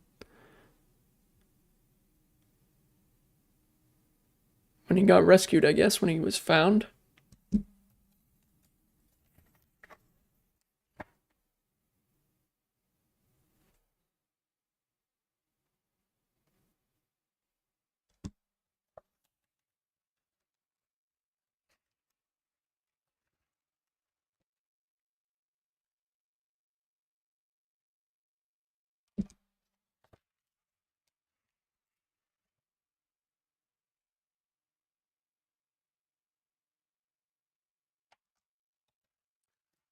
All right, I want to go back to that map. Where was that? Right here.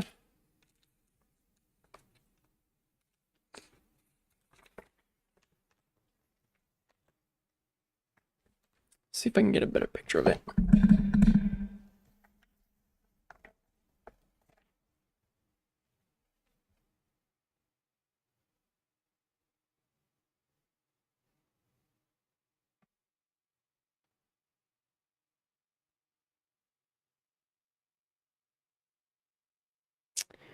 Ah,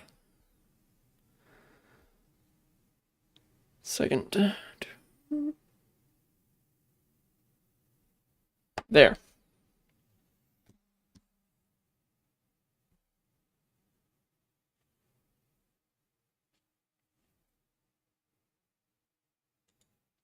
Hmm. Okay, I'm not sure why, but it seems to break it when I show an image.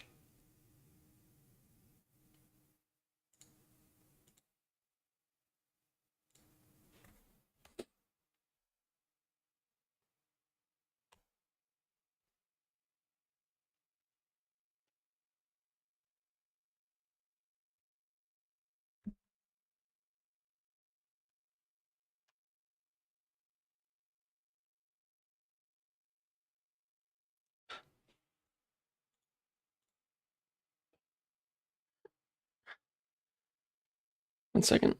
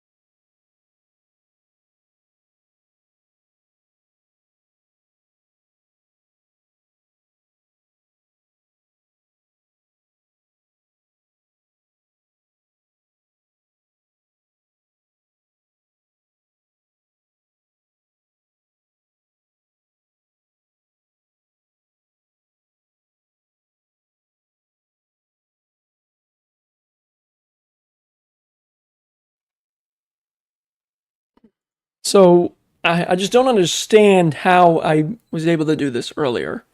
And I was able to zoom in and stuff, but now I can't for some reason. Maybe I'll go back and look at the VOD actually. All right.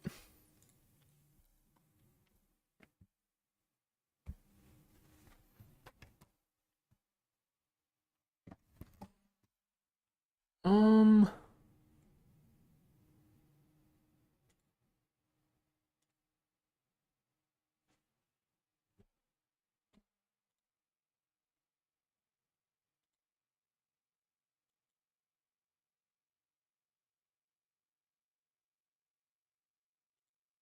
Here we go.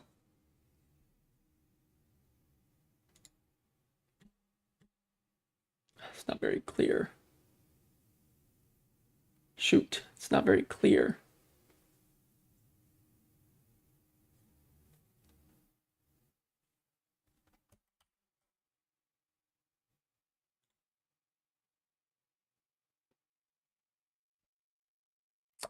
Um,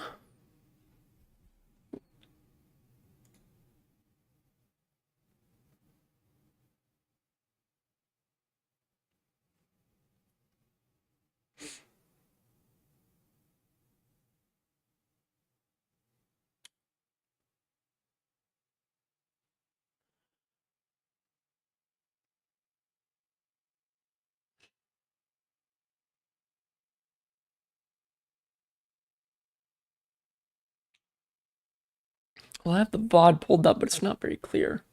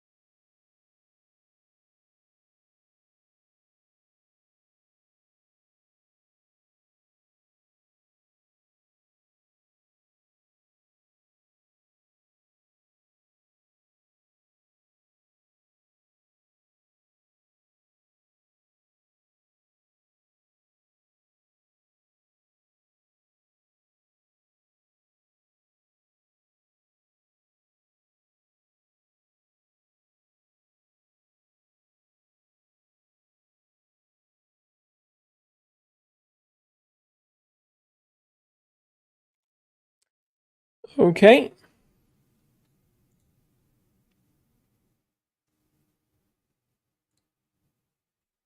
So now I brought the map back. So, hold on. Okay, so here, let's see, our legend lost here. So where's that? Adventure begins here. Oh, it's sideways. Oh well. So adventure begins here, And here's the hunt trail, saddle trail. Tree that looked scared. The first night, saw trout here, lost pants here. Second night here, North Turner Mountain. Third night, fourth night, found blanket and cabin. Fifth day, chipmunk. Heard airplane on sixth day. Fifth night, sixth night, another bear. Sixth day, seventh night, heard owl screech. Hold on.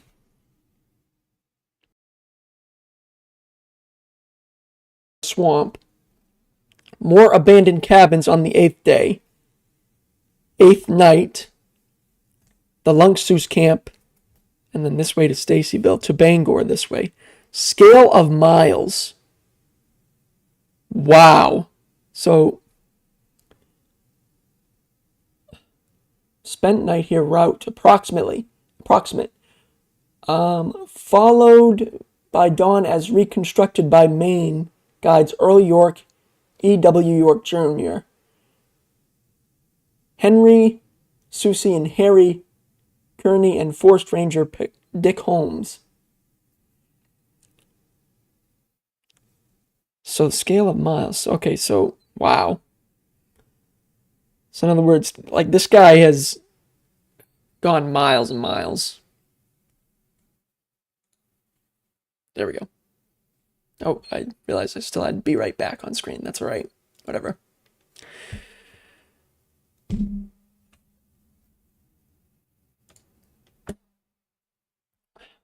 It's incredible. It's really an incredible story.